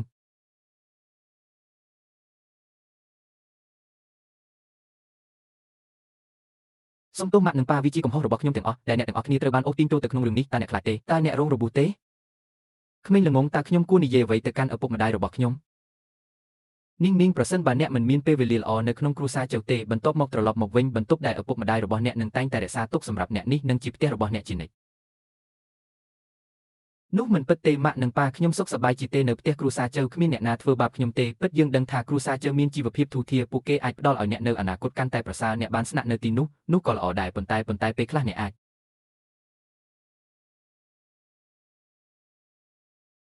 ត្រឡប់មកវិញហើយមកជួបយើងឪពុកម្ដាយខ្ញុំមិនអាចទ្រាំនឹងការបែកគ្នាជាមួយអ្នកបានទេមហា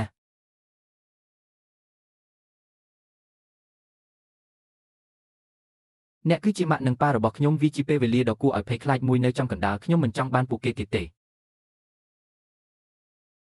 នេះជាផ្ទះរបស់ខ្ញុំមិនទៅណាទេនាងត្រឡប់មកវិញមកកុំទៅធ្វើបាបគេបែបនឹងអីអាគាត់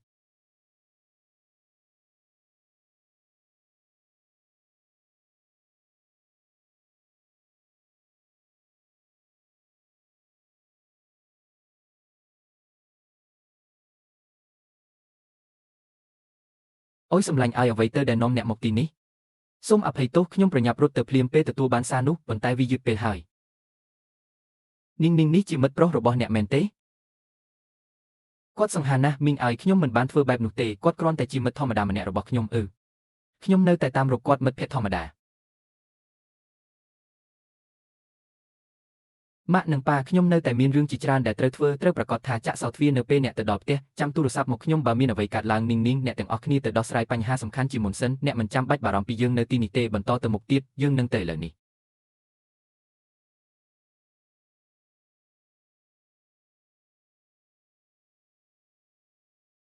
តើអ្នកកំពុងនិយាយអ្វីមិនសមហេតុផលនៅចំពោះមុខឪពុកម្ដាយរបស់អ្នកតើខ្ញុំបាននិយាយអ្វីតើខ្ញុំមិននិយាយការពិតទេអាហាហេតុអ្វីបានជាសារនោះត្រូវបានរារាំង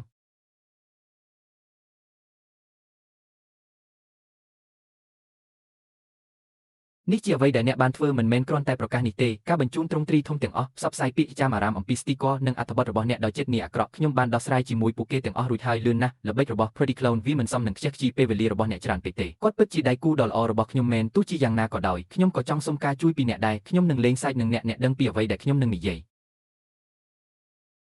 ផុសតាងច្បាស់លាស់វាគឺ Zhao Chan និង Shao Ning Saiyan ពួកគេឥឡូវនេះនៅសាលារៀនវាងាយស្រួលពេកហើយចូលទៅរកពួកគេហើយដោះស្រាយពិន្ទុ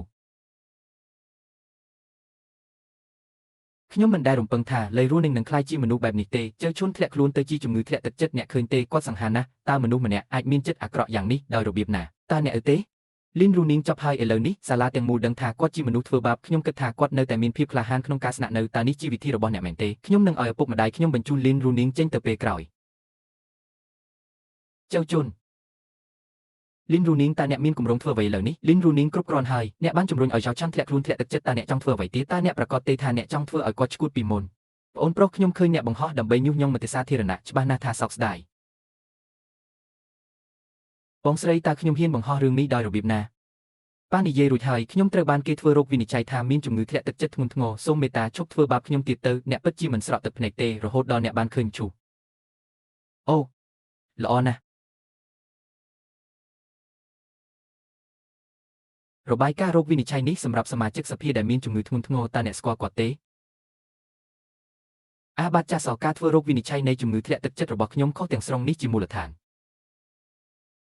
វាមិនមែនជារបាយការណ៍រោគវិនិច្ឆ័យរបស់អ្នកទេទោះបីជាឈ្មោះអ្នកជំងឺនៅលើនេះគឺ Zhao Chen ក៏ដោយទោះយ៉ាងណាក៏ដោយអ្នកអាចរកឃើញលេខនៅលើវាបានយ៉ាងងាយស្រួលដោយពិនិត្យលេខអត្តសញ្ញាណប័ណ្ណនិងព័ត៌មានចុះបញ្ជីគ្រួសារវាជារបស់ក្មេងស្រីម្នាក់ទៀតដែលមិនដឹងឬមិនជឿជឿឈុនអ្នកបានប្រើប្រាស់ព័ត៌មានរបស់អ្នកដទៃខុសវិញ្ញាបនបត្រវេជ្ជសាស្ត្រคล้ายៗតាមពិតអ្នកមិនបានឈ្នះទេ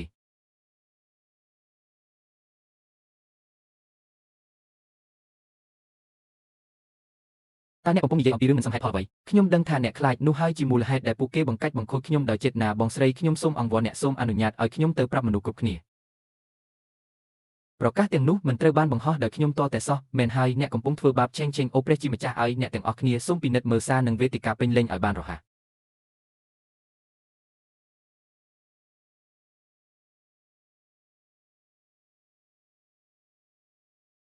តើអ្នកដឹងទេថានេះជាអ្នកណាចិនយ៉ានគឺជាអ្នកលួចចូលប្រព័ន្ធកុំព្យូទ័រដ៏ល្បីម្នាក់ព័ត៌មានតិចតួចនៅលើអ៊ីនធឺណិតនៅពេលនោះវាត្រូវបានលាតត្រដាងជាយូរមកហើយសញ្ញាអាសយដ្ឋាន F ដែលប្រើដើម្បីបង្ហោះខ្សែស្រឡាយមេនោះនៅទីនេះព័ត៌មានឧបករណ៍នៅលើអ៊ីនធឺណិតគឺស្ថិតនៅក្នុងដៃរបស់អ្នកទាំងអស់តើអ្នកមានអ្វីផ្សេងទៀតដែលត្រូវនិយាយអ្នកបានរំលោភលើភាពឯកជនរបស់ខ្ញុំនឹងប្តឹងអ្នកជើឈុននៅតែរឹងរូសមែនទេតាមពិតទៅយើងមិនចាំបាច់ដាក់ទណ្ឌកម្មតតែសោះ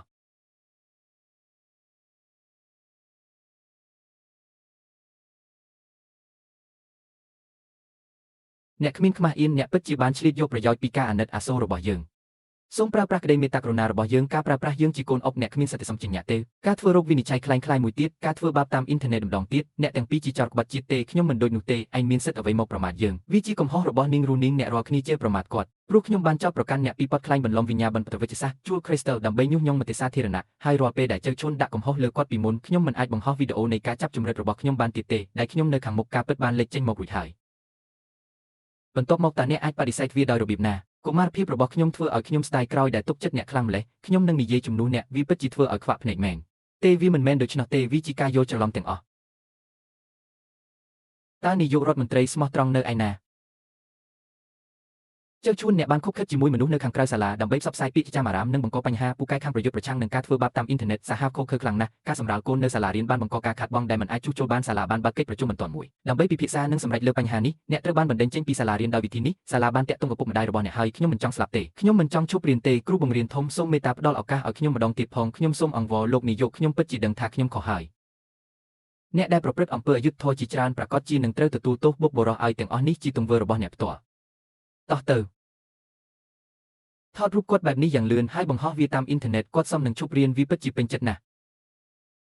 ឈប់ថតឈប់ថតឈប់ថត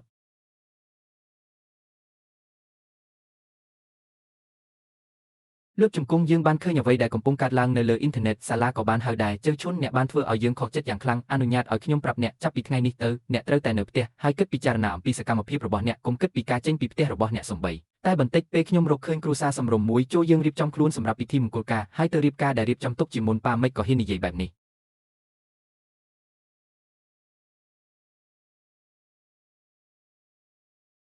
ninhមកទីនេះលឿនninhឲ្យម៉ាក់មើលផង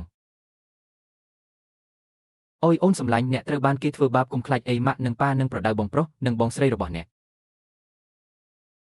តើអ្នកកំពុងធ្វើអ្វីខ្ញុំចាប់ផ្ដើមភ័យបន្តិចហើយតើអ្នកកំពុងនិយាយអ្វីមិនសមហេតុផលកូនពិតជាខ្ញុំស្ទើរតែភ្លេចអ្នកត្រឡប់ទៅគ្រួសារជើវិញម៉ាក់មិនទាន់បានឲ្យអំណោយអ្នកនៅឡើយទេមកយកខ្សែដៃនេះមកនេះយកខ្សែដៃនោះខ្ញុំធ្លាប់សុំវាតាមគ្រប់មធ្យោបាយម៉ាក់ខ្ញុំមិនអនុញ្ញាតឲ្យខ្ញុំប៉ះវាទេគាត់បាននិយាយថាគាត់នឹងរក្សាវាទុកឲ្យខ្ញុំទុកវាឲ្យខ្ញុំជាថ្លៃបណ្ណាការរបស់ខ្ញុំនាពេលអនាគតតាមពិតគាត់ឲ្យវាទៅលេងរស់នឹងយ៉ាងនេះណាម្ដាយហេតុអ្វីបានជាអ្នកនៅតែនៅទីនេះត្រឡប់ទៅបន្ទប់របស់អ្នកវិញហើយគិតពិចារណានាងតើអ្នកឃ្លានទេម៉ាក់ធ្វើស៊ុបមាន់ឲ្យឯងញ៉ាំដោយខ្លួនឯងខ្ញុំនឹងទៅពិនិត្យមើលថាតើវាយូរហើយឬនៅញ៉ាំឲ្យបានច្រើនប្រញាប់ឡើងហើយចេញពីទីនេះតើអ្នកកំពុងចូលនៅទីនោះដើម្បីអ្វីត្រឡប់ទៅបន្ទប់របស់អ្នកវិញជាមួយប្អូនស្រីរបស់អ្នកហើយគិតអំពីសកម្មភាពរបស់អ្នកជាមួយខ្ញុំកុំទៅរកមីងអីទៅហាហានីមកអង្គុយចុះតាមពិតទៅប៉ាតែងតែចង់និយាយលេងជាមួយកូននៅទីបំផុតអ្នកគឺជាកូនស្រីបង្កើតរបស់ប៉ាយើងត្រូវបានភ្ជាប់គ្នាដោយឈាមប៉ាបានធ្វេសប្រហែសរឿងនេះអស់រយៈពេលជាច្រើនឆ្នាំមកហើយនោះហើយជាមូលហេតុដែលអ្នកបានរងទុក្ខដោយអយុត្តិធម៌ច្រើនណាស់ប៉ាសុំទោសកូនផងខ្ញុំនឹងមិនធ្វើវាម្ដងទៀតទេ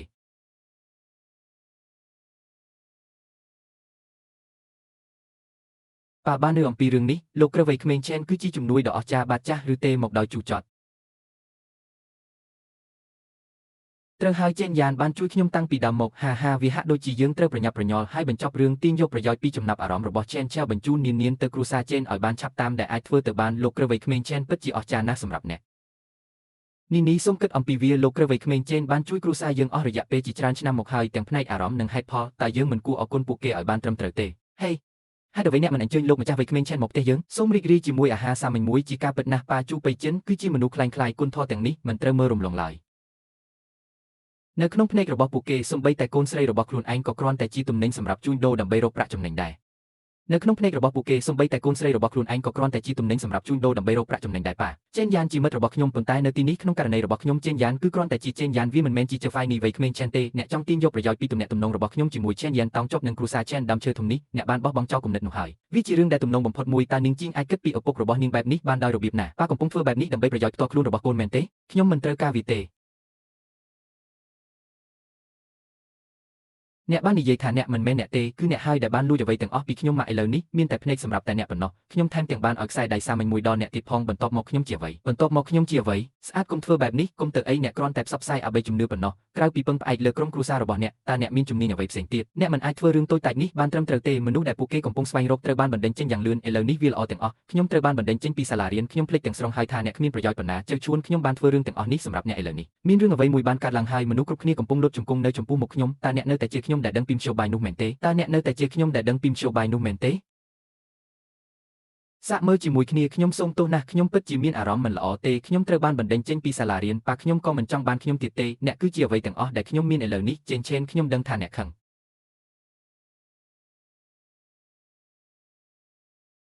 បងប្រុសរបស់មេសេខ្ញុំមើលថាអ្នកអាចធ្វើឲ្យខ្ញុំរងទុក្ខវេទនាយ៉ាងខ្លាំងយើងមិនអាចទុកវាចោលបែបនេះទេប៉ុន្តែម៉ាក់និងប៉ាខឹងទាំងពីរតើយើងអាចធ្វើអ្វីបានខ្ញុំត្រូវការឲ្យអ្នកយកថ្នាំមកឲ្យខ្ញុំអ្វីមួយប្រភេទដែលអាចធ្វើឲ្យមនុស្សមិនដឹងអ្វីទាំងអស់ការពោលឲ្យអ្នកឈួតហើយនេះអាចបណ្ដាលឲ្យស្លាប់ខ្ញុំមិនខ្វល់ថាតម្លៃប៉ុន្មានទេខ្ញុំនឹងបំផ្លាញអ្នកដឹងទេបងប្រុសឲ្យតើអ្នកមិនព្រមជួយខ្ញុំទេបងប្រុសវិចារឲ្យតែអ្នកជួយខ្ញុំចាប់ពីពេលនេះទៅខ្ញុំនឹងស្ដាប់អ្នកគ្រប់រឿងអូខ្ញុំនឹងជួយអ្នកខ្ញុំត្រូវដឹងអំពីទីផ្សារងឹតអាចទិញបានខ្លះតើអ្នកយកទេ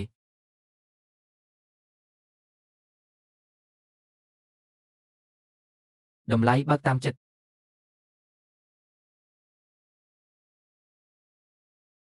លោកក្រឹវវ័យក្មេងត្រូវបានត្រួតពិនិត្យជើមីងស៊ីកំពុងស្វែងរកការជួញដូរមិនពិតតាមរយៈគេហទំព័រងឹតដំបូងត្រូវធ្វើការងាររកខ្វក់តើអ្នកចង់ទិញអ្វីទៀតលោកក្រឹវវ័យក្មេងវាត្រូវបានបញ្ជាក់ហៅមិញឆៃទិញវត្ថុកម្រមួយសារធាតុពុលសរសៃប្រសាទសំយោគនៅចុងបញ្ចប់ថ្នាំនេះគឺជាសារធាតុរ៉ៅពណ៌ខៀវស្លេកថ្លាដំណក់តែមួយអាចបណ្ដាលឲ្យមានប្រតិកម្មធ្ងន់ធ្ងរ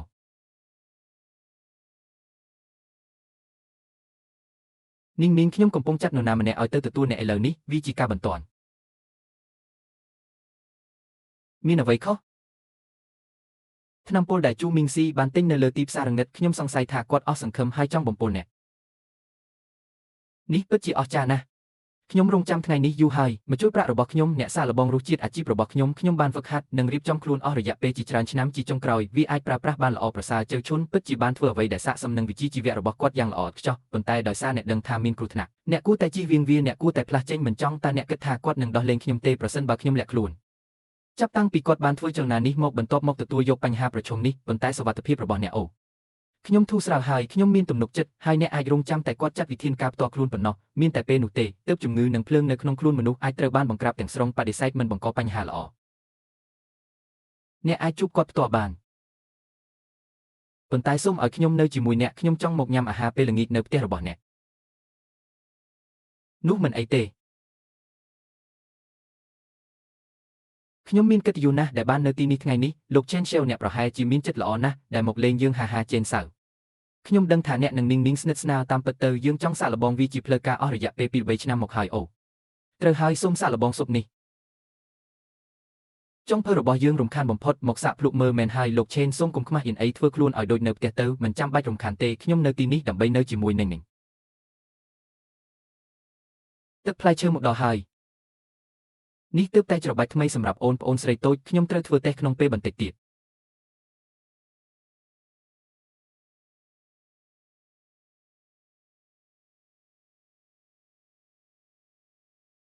ហានាងរបស់យើងប្រយ័ត្នប្រយែងបំផុតបាទការយល់ដឹងអំពីសុវត្ថិភាពសង្គមដ៏រឹងមាំគាត់ពិតជាអាចទាញរបស់ទាំងនេះចេញនៅពេលណាក៏បានគ្រប់ទីកន្លែងប៉ុន្តែខ្ញុំតែងតែអាចយកខ្លះមកដាក់នៅបាតពេញបានតើគាត់អាចធ្វើវាបានទេ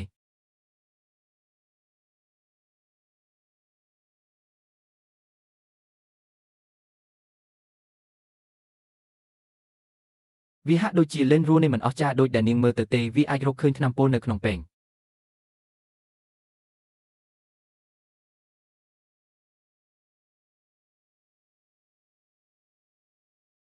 ខុសវាមានន័យថាពណ៌ហាក់ដូចជាខុសគ្នាបន្តិចបន្តួចពីមុន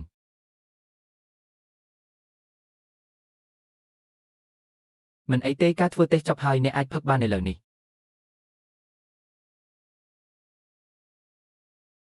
ប៉ាអរគុណច្រើននាង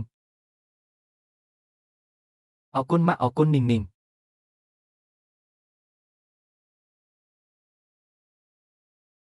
ប្អូនស្រីនេះសម្រាប់អ្នកហឹមហេតុអ្វីអ្នកមិនផឹក តើមានអ្វីខុសទេក្នុងការផឹកទឹកនេះខ្ញុំមិនផឹកទេមានខ្មោចចេញឆេនតើវាអាចទៅជាយ៉ាងដូចម្តេចប្អូនស្រីរបស់ខ្ញុំពិតជាពូកែលេងសាច់ណាស់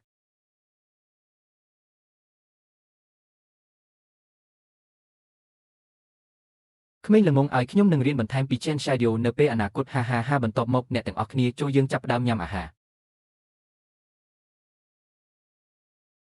នោះប្រសើរជាងឪពុកម្ដាយខ្ញុំយកចិត្តទុកដាក់ចំពោះកូនប្រុសរបស់ពួកគេបំផុតប្រសិនបើកូនប្រុសរបស់ខ្ញុំផ្ទាល់ភ័យខ្លាចដល់ស្លាប់ដោយលារੂនឹងទោះបីជាក្រុមគ្រួសារ Chen គាំទ្រគាត់ក៏ដោយពួកគេនឹងមិនអត់ទោសឲ្យលេនរੂឡើយលោកក្រវៃក្មេង Chen មើលនឹងរបស់យើងមានចិត្តសប្បុរសដើម្បីឲ្យមានសម្រស់ស្រស់ស្អាតចាប់ពីពេលនេះទៅអ្នកនឹងមិនទទួលបានការបញ្ចុះតម្លៃទេតើវាជាក្មេងអាក្រក់ប្រភេទណាដោយវិធីនេះលោកក្រវៃក្មេង Chen តើអ្នកនៅតែចង់ស្ដារវាឡើងវិញទេលោកជើខ្ញុំសង្កេតឃើញថាអ្នកហាក់ដូចជាព្រួយបារម្ភខ្លាំងណាស់អ្នកត្រូវតែលោកកូនស្រីរបស់អ្នកតើអ្នកគិតយ៉ាងណាដែរតើអ្នកមានសិទ្ធិសម្រេចចិត្តថាគាត់ជារបស់អ្នកណាទេលោកចេនខ្ញុំមិនមានន័យដូច្នោះទេ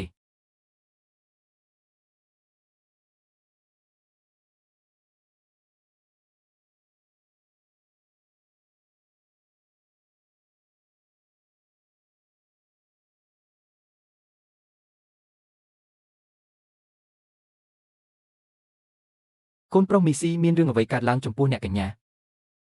កូនប្រុសឲ្យកូនប្រុសមានរឿងអ្វីកើតឡើងកូនប្រុសកូនប្រុស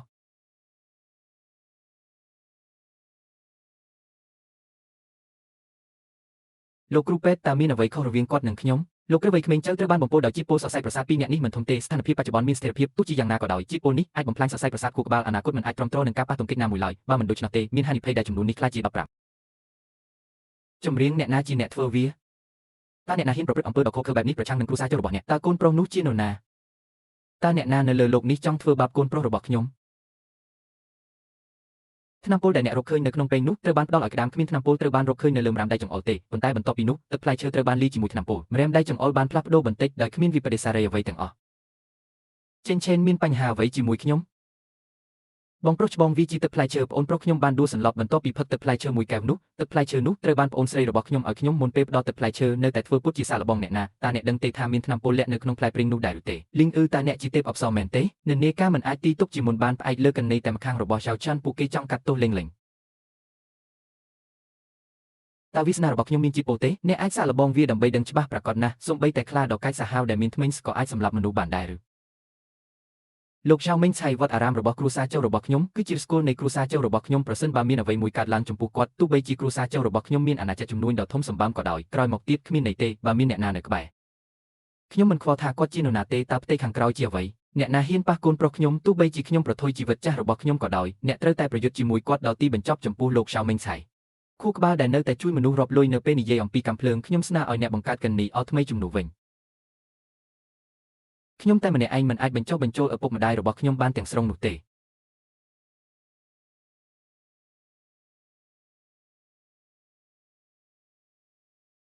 ទោះបីជាថ្នាំពោធិ៍សុទ្ធក៏ដោយប៉ុន្តែគាត់នឹងមិនធ្វើបាបខ្ញុំទេគាត់បានបំពុលអ្នកលូនីងអឺមវាប្រកាសជាលៃរូនឹងមកពីទីក្រុងហ្វេងយ៉ូដែលបានធ្វើការងារខ្វក់នេះប៉ាម៉ាក់អ្នកនេះហើយរូនីងប្រសិនបើអ្នកចង់ធ្វើបាបខ្ញុំជាងនេះគឺកាលពីប៉ុន្មានឆ្នាំមុនបានរកឃើញនៅក្នុងបន្ទប់របស់រូនីងខ្ញុំបានដាក់វាចោលជាវត្ថុគ្រោះថ្នាក់ខ្ញុំមិនដែលរំពឹងថាអ្នកនឹងខកខើយ៉ាងនេះទេពួកគេពិតជាបានប្រើវាលើខ្ញុំ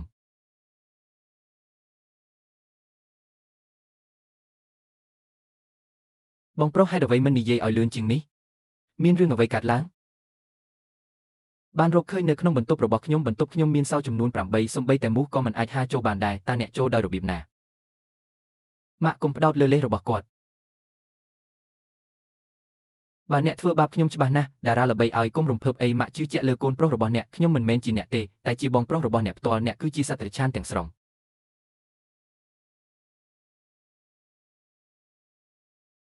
តើអ្នកធ្លាប់មានអារម្មណ៍រំជួលចិត្តឬស្អប់ខ្ញុំទេដាច់ដោយឡែកខ្ញុំមិនខ្វល់ថាអ្នកការពារគាត់ប៉ុណ្ណាទេបញ្ហានេះមិនអាចទុកចោលដោយមិនដោះស្រាយបានទេចេញពីគ្រួសារយ៉ាវគ្រួសារយ៉ាវរបស់យើងមិនអាចទ្រាំទ្រនឹងការបាញ់ប្រហារដ៏ធំមួយដូចអ្នកបានទេម៉ាក់នឹងប៉ាឲ្យសូមកុំខឹងខ្លាំងពេកហើយបំផ្លាញសុខភាពកូនអីបើគាត់ចង់ចាក់ចេញខ្លាំងម្លេះទុកឲ្យគាត់ចាក់ចេញទៅបើខ្ញុំបានដឹងថ្ងៃនេះខ្ញុំមិនគួរនាំអ្នកមកវិញតាំងពីដំបូងឡើយ អាកប្បកិរិយារបស់អ្នកបងប្រុសល្ងងម្នាក់និងឪពុកម្ដាយដែលមានភាពលំអៀងក៏មានការផ្លន់អ្នកស្នងរត់ទៅដល់ល្អឥតខ្ចោះផងដែរដោយដែលអ្នកប្រាថ្នាដែរចាប់ពីពេលនេះទៅខ្ញុំលីនរូនីងគ្មានទំនាក់ទំនងអ្វីជាមួយគ្រួសារចៅរបស់អ្នកទៀតទេកាត់ផ្ដាច់ចំណងទាំងអស់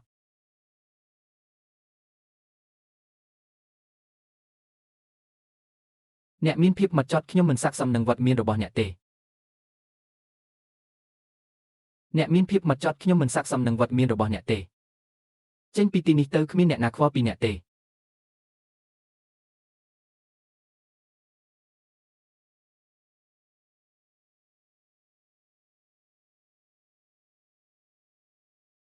លីនរូនីងទីបំផុតអ្នកចាញ់ខ្ញុំ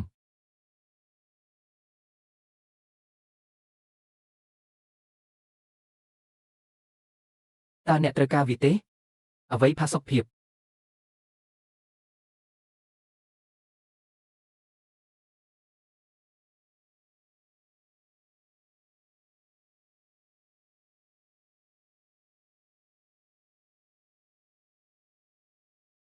ខ្ញុំសុខសប្បាយទេឥឡូវនេះខ្ញុំធូរស្រាលណាស់តើខ្ញុំសោកសៅទេ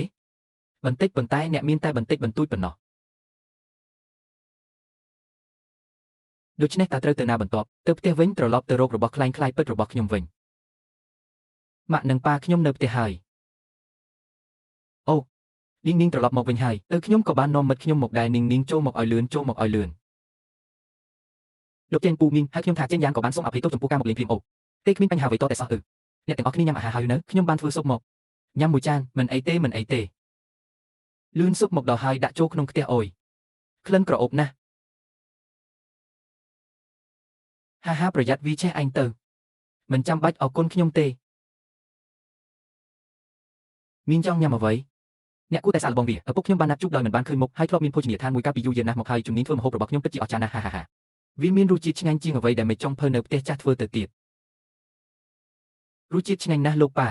ខ្ញុំនៅការចម្អិនអាហាររបស់អ្នកខ្លាំងណាស់ក្នុងរយៈពេលប្រហែលថ្ងៃចុងក្រោយនេះនៅផ្ទះគ្រួសារចៅវាមានរសជាតិឆ្ងាញ់ដូច្នេះសូមផឹកបន្ថែមទៀតប៉ានឹងចម្អិនម្ហូបធំមួយឲ្យអ្នកនៅថ្ងៃស្អែកខ្ញុំចង់បានឆ្អឹងជំនីជូរផ្អែមនិងជូរងាយស្រួលធ្វើណាស់អ្នកបានស្រកទម្ងន់ខណៈពេលដែលកូនស្រីរបស់អ្នកនៅផ្ទះគ្រួសារចៅមករីករាយជាមួយភាពកក់ក្ដៅដ៏សាមញ្ញប៉ុន្តែពិតប្រាកដនេះបន្ថែមទៀតវាជាអ្វីមួយដែលខ្ញុំមិនធ្លាប់ជួបប្រទះពីមុនមកប្រែក្លាយទៅជានេះជាជីវិតប្រភេទដែលលេងស្រឡាញ់ញ៉ាំឲ្យបានច្រើនគ្រួសារចៅបានធ្វើសកម្មភាពយ៉ាងរហ័សតើអ្នកស្រីលីនរូនីងនៅទីនេះទេខ្ញុំឈ្មោះលីនរូនីងតើមានអ្វីដែលខ្ញុំអាចជួយអ្នកបានទេអ្នកស្រីលីនយើងបានទទួលរបាយការណ៍មួយអ្នកត្រូវបានសង្ស័យថាក្បត់ជាប្រឆាំងនឹងលោកចៅមីងស៊ីសូមត្រឡប់មកជាមួយយើងវិញដើម្បីជួយក្នុងការស៊ើបអង្កេតអ្វីមិនអាចទៅរួចទេតើនីងរបស់យើងអាចខ្លាចជាបែបនេះដោយរបៀបណាតើអ្នកប្រកាសថាអ្នកយកខុសហើយឬនៅវាហាក់ដូចជាគ្រួសារចៅមិនអាចរងចាំដើម្បីកម្ចាត់ភាពកខ្វក់នោះចេញបានទេទឹកបានហូរមកលើអ្នកកុំបារម្ភអីម៉ាក់និងប៉ាខ្ញុំគ្រាន់តែរងចាំគ្រួសារចៅមកគូសទ្វារខ្ញុំមានពុស្តាំងខ្លះនៅទីនេះត្រូវជួបជាមួយក្រុមគ្រួសាររបស់យ៉ោផ្ទាល់តើអ្នកណាជាឃាតករពិតប្រាកដការពិតនឹងលេចចេញក្នុងពេលឆាប់នេះលោកលឺរូនីងតើអ្នកកំពុងធ្វើអ្វីនៅទីនេះវិញតើគាត់កំពុងត្រឡប់មកវិញឥឡូវនេះដើម្បីអង្វរសុំសេចក្តីមេត្តាករុណាមែនទេវាយឺតពេលហើយសម្រាប់ខ្ញុំក្នុងការប្រាប់អ្នកម្នាក់បានបំពុលប្អូនប្រុសរបស់អ្នកត្រូវតែបង់ថ្លៃអ្នកទាំងអស់គ្នាបានរាយការណ៍ករណីនេះទៅប៉ូលីសហើយខ្ញុំនៅទីនេះដើម្បីប្រឈមមុខនឹងអ្នកផ្ទាល់ហើយបញ្ជាក់ពីភាពគ្មានទោសពៃរបស់ខ្ញុំតើមានបញ្ហាទេតើចំណុចនៃការប្រឈមមុខដាក់គ្នានោះជាអ្វីអ្នកគឺជាអ្នកដែលធ្វើឲ្យបងប្រុសរបស់ខ្ញុំឈឺចាប់ព្រោះអ្នកស្អប់គ្រួសារចៅរបស់យើងត្រូវហើយចៅឆេងវាមិនទាន់យឺតពេលទេសម្រាប់អ្នកក្នុងការសារភាពឥឡូវនេះខ្ញុំមិនដឹងថាអ្នកកំពុងនិយាយអំពីអ្វីទេមុនពេលលោកឆៅបានធ្វើការចាប់ប្រកាន់ប្រឆាំងនឹងអ្នកដទៃអ្នកគួរតែសួរកូនប្រុសល្អរបស់អ្នកជាមុនសិន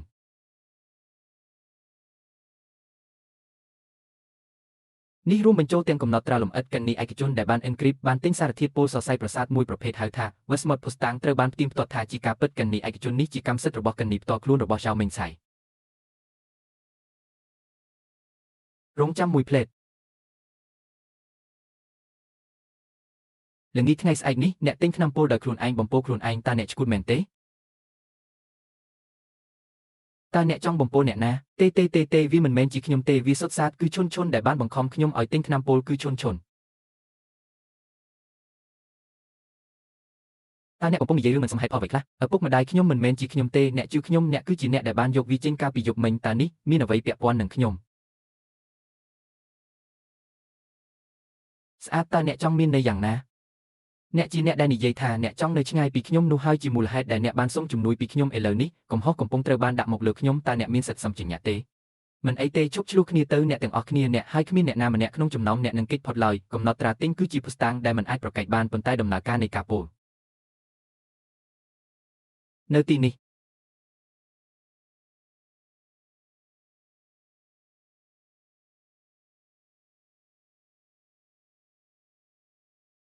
លីនរូជាតាអ្នកឈឺហើយវង្វេងស្មារតីមែនទេហេតុអ្វីបានជាមានកាមេរ៉ាសុវត្ថិភាពនៅកន្លែងបែបនេះខ្ញុំមិនត្រូវបានបង្ខំទេហើយខ្ញុំនៅតែមានការយល់ច្រឡំវាជាការមើលឃើញទុកជាមុនសូមជូនពរផ្កាយខ្ញុំបានប្រគល់វត្ថុពលនោះទៅប្អូនស្រីជាទីស្រឡាញ់របស់អ្នកវិញប៉ុន្តែវាហាក់ដូចជាគាត់បានអនុញ្ញាតឲ្យអ្នកមានគាត់ដោយសម្ងាត់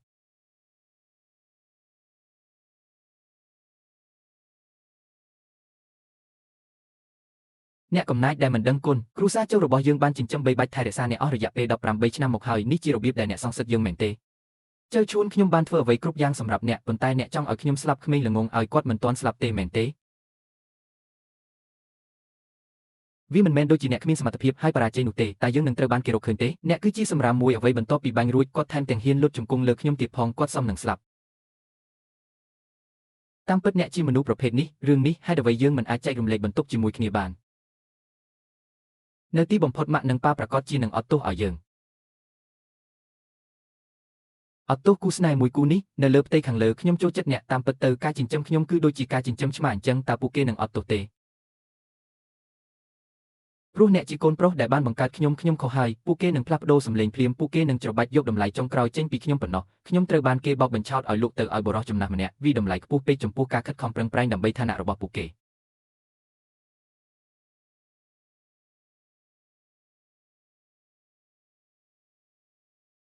ចៅជន់អ្នកបានខុបខិតប្រឆាំងនឹងខ្ញុំជាយូរមកហើយពួកគេបានដាក់ទណ្ឌកម្មខ្ញុំច្រើនដងហើយប៉ុន្តែជាអកុសលអ្នកខុសតាំងពីដំបូងអ្នកបន្ទោសសំណាងអាក្រក់របស់អ្នកទៅលើខ្ញុំប្រើប្រាស់គ្រប់មធ្យោបាយដ៏ខុសខើនៅទីបញ្ចប់ពួកគេនឹងគ្រាន់តែងាកមើលទៅក្រោយប៉ុណ្ណោះតាមពិតអ្នកឃើញច្បាស់ណាស់នេះជាអ្វីដែលអ្នកបានព្យាយាមថែរក្សាយ៉ាងយកចិត្តទុកដាក់ជ័យឆៅដែលចង់ត្រួតត្រាតើអ្នកទទួលបានអ្វីខ្លះបន្ទាប់ពីប្រើប្រាស់គ្រប់មធ្យោបាយដែលអាចធ្វើទៅបានចៅជីអ្នកគឺជាអ្នកចាញ់ទាំងស្រុងនិងជាអ្នកចាញ់ទាំងស្រុង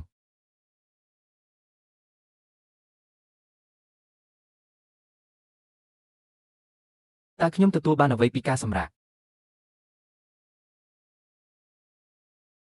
ល្ខោនចប់ហើយទុកឲ្យពួកគេដោះស្រាយអ្វីដែលនៅសល់ដោយខ្លួនឯង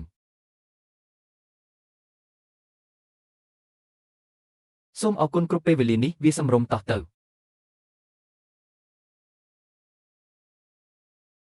នីនីម្ចាស់កត្រីនីនីចាំបន្តិចនីនីជាកំហុសរបស់ឪពុកម្ដាយនាងយើងក៏ត្រូវបានគេបោកបញ្ឆោតដែរតើអ្នកអាចផ្ដល់ឱកាសឲ្យយើងបានទេលោកនិងលោកស្រីជូខ្ញុំគិតថាខ្ញុំបានបញ្ជាក់ខ្លួនឯងយ៉ាងច្បាស់ហើយពីជំរើសដោយគ្មានលក្ខខណ្ឌរបស់អ្នកក្នុងការជឿពួកគេចាប់ពីពេលដែលពួកគេបណ្ដេញខ្ញុំចេញយើងបានកាត់ផ្ដាច់ចំណងទាំងអស់រួចហើយខ្ញុំឈ្មោះលីនរូនីខ្ញុំមិនដែលជឿពួកគេទេសូមកុំមករកខ្ញុំម្ដងទៀតតោះទៅព្រះករុណាព្រះមហាក្សត្រព្រះករុណាខ្ញុំពិតជាបានផ្ញើកញ្ចប់ខុសមែនជំហានខុសមួយនាំទៅរកជំហានមួយទៀតចៅហ្វាយខ្ញុំត្រូវពន្យល់រឿងនេះឲ្យច្បាស់ពេលខ្ញុំទៅអនុវត្តច្បាប់អ្នកទៅចូលយើងដោះស្រាយបញ្ហានេះហើយដឹកនាំ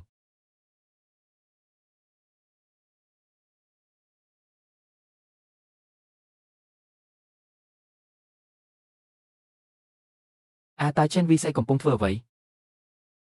ខ្ញុំអាចមានអ្វីក៏បានហេតុអ្វីបានជាអ្នកឆ្លៀតឱកាសពីខ្ញុំហេតុអ្វីបានជាអ្នកខ្លាចជាបែបនេះចេនវីស័យឲ្យខ្ញុំស្លាប់ទៅ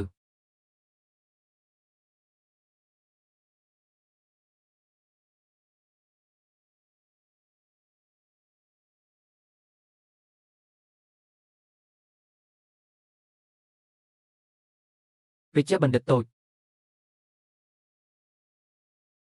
អ្នកស្រីចៅជួនយ៉ានដែលជាភរិយាបានរងរបួសសរសៃប្រសាទដោយសារថ្នាំពុលនេះយ៉ាងហោចណាស់ផលប៉ះពាល់520ចូលចិត្តបែបនេះខ្ញុំខ្លាចថាខ្ញុំនឹងស្ថិតក្នុងស្ថានភាពរោគជាតិចាប់ពីពេលនេះទៅ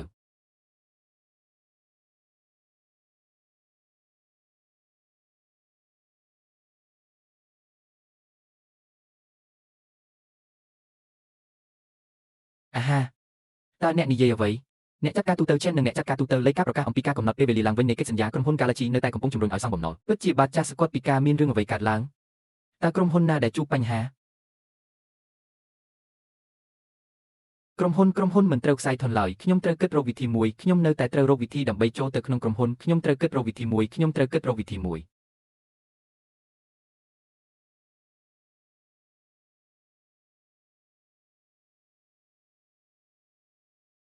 ម៉ាក់ខ្ញុំដឹងថាខ្ញុំខុសហើយខ្ញុំនៅតែជាកូនស្រីរបស់អ្នកតើអ្នកមិនធ្លាប់ស្រឡាញ់ខ្ញុំបំផុតទេ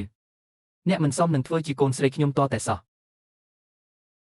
វាបានធ្វើឲ្យកូនស្រីបង្កើតរបស់ខ្ញុំបដិសេធខ្ញុំអ្នកបានបំផ្លាញកូនប្រុសទាំង7របស់ខ្ញុំផ្កាយរបស់ខ្ញុំ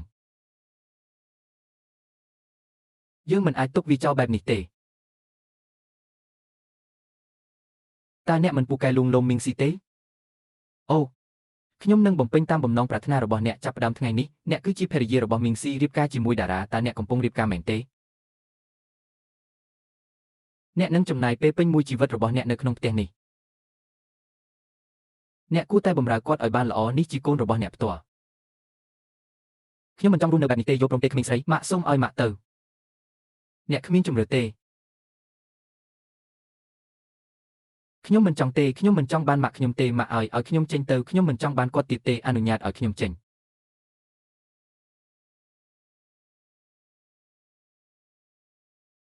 ខ្ញុំមិនអាចស្នាក់នៅទីនេះបានទេខ្ញុំនៅតែចង់ក្លាយជាអ្នកមានទ្រព្យសម្បត្តិច្រើនខ្ញុំចង់ក្លាយជាភរិយារបស់អធិរាជកុំប្រាប់ខ្ញុំថាអ្នកនៅរស់ខ្ញុំចង់មើលគាត់ទៅឋាននរកដោយភ្នែកខ្ញុំផ្ទាល់មិនអាចស្នាក់នៅទីនេះបានទេ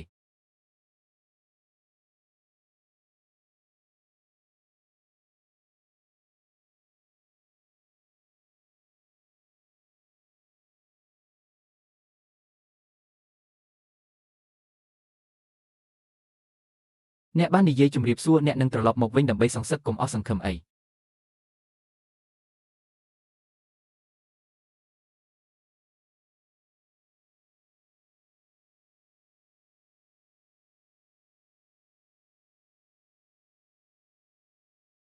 ប្រធានក្រុមទូករ៉េងយេសិនជួយសង្គ្រោះទូកបានទៅ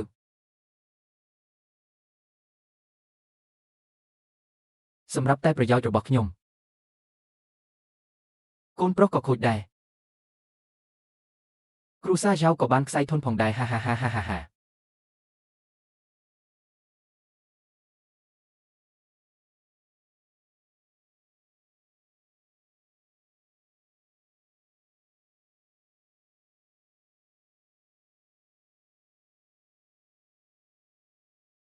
ព្រះករុណាព្រះមហាក្សត្រឲ្យតើព្រះអង្គនៅណា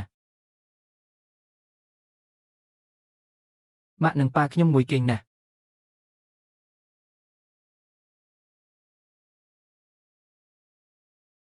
ប៉ានេះល្អណាស់ម៉ាក់ល្អអ្នកត្រូវតែញ៉ាំឲ្យបានច្រើនហានីងរបស់យើងក៏គួរតែញ៉ាំបន្ថែមទៀតដែរនីវលើកនេះអ្នកនៅយូរម្លេះតើវានៅអនាគតទេពួកគេមិនចាក់ចេញទេកុំបារម្ភអីគ្រូសាជើបានខ្សែធនហើយគ្រាន់តែនៅស្ងៀមហើយកុំទៅណាមកដើម្បីឲ្យគ្រូសាយើងបានជួបជុំគ្នាវិញជូនពរនឹងត្រឡប់មកផ្ទះវិញហាជីអូ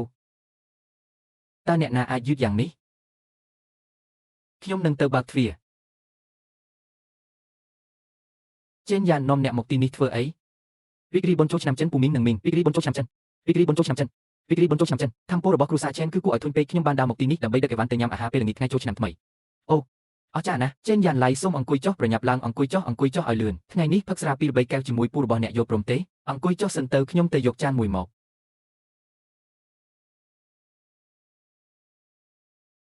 ខ្ញុំមិនស្វាគមន៍ទេចេញយ៉ានឡៃអរគុណមីងខ្ញុំធំធាត់នៅលើខ្លួនរបស់អ្នកតើអ្នកណាអាចបញ្ឈប់អ្នកលោកក្រវៃក្មេងចេនមិនឲ្យទៅកន្លែងណាដែលអ្នកចង់បានមកតោះផឹកហាអរគុណពូអស្ចារ្យណាស់ពូនឹងមីងស្ទូឌីយោហ្គេមរបស់នាងការផ្សព្វផ្សាយព័ត៌មានថ្មីនេះគឺល្អណាស់ហ្គេមដែលទើបនឹងបង្កើតថ្មីបានចុះចំណាត់ថ្នាក់លេខ1ក្នុងការលក់អូល្អណាស់ខ្ញុំដឹងហើយនាងរបស់យើងពូកែជាងគេហាដូច្នេះអ្វីដែលផ្អែកលើការទទួលស្គាល់ពេញលេញអំពីសមត្ថភាពរបស់លោកស្រី Len Runing ក្នុងនាមក្រុមហ៊ុន Chen Group ខ្ញុំសង្ឃឹមថានឹងធ្វើការវិនិយោគដ៏សំខាន់មួយឬមានវិធីសហការដែលមានស្ថិរភាពជាងសម្ព័ន្ធភាពអាពាហ៍ពិពាហ៍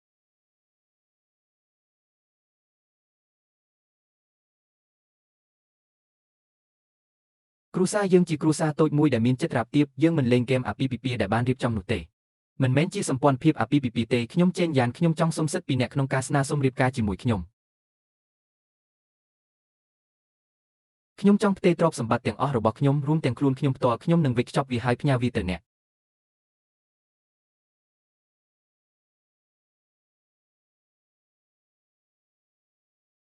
តើអ្នកណាជាអ្នកស្នើភ្លាមខ្ញុំគិតថាវាទាំងអស់ចាប់ផ្ដើមដោយការណាត់ជួបអ្នកបាននិយាយវាដោយខ្លួនឯងអ្នកបានដាក់ឈ្មោះនោះឲ្យមិត្តប្រុសខ្ញុំពូនឹងមីងដើម្បីឲ្យយើងនៅជាមួយគ្នាជូនពរឆ្នាំថ្មីជួបតែសំណាងល្អនាងលឿនឡើងអបអរសាទរចំពោះសុភមង្គលរបស់យើងនៅពេលនេះសួស្តីឆ្នាំថ្មីហា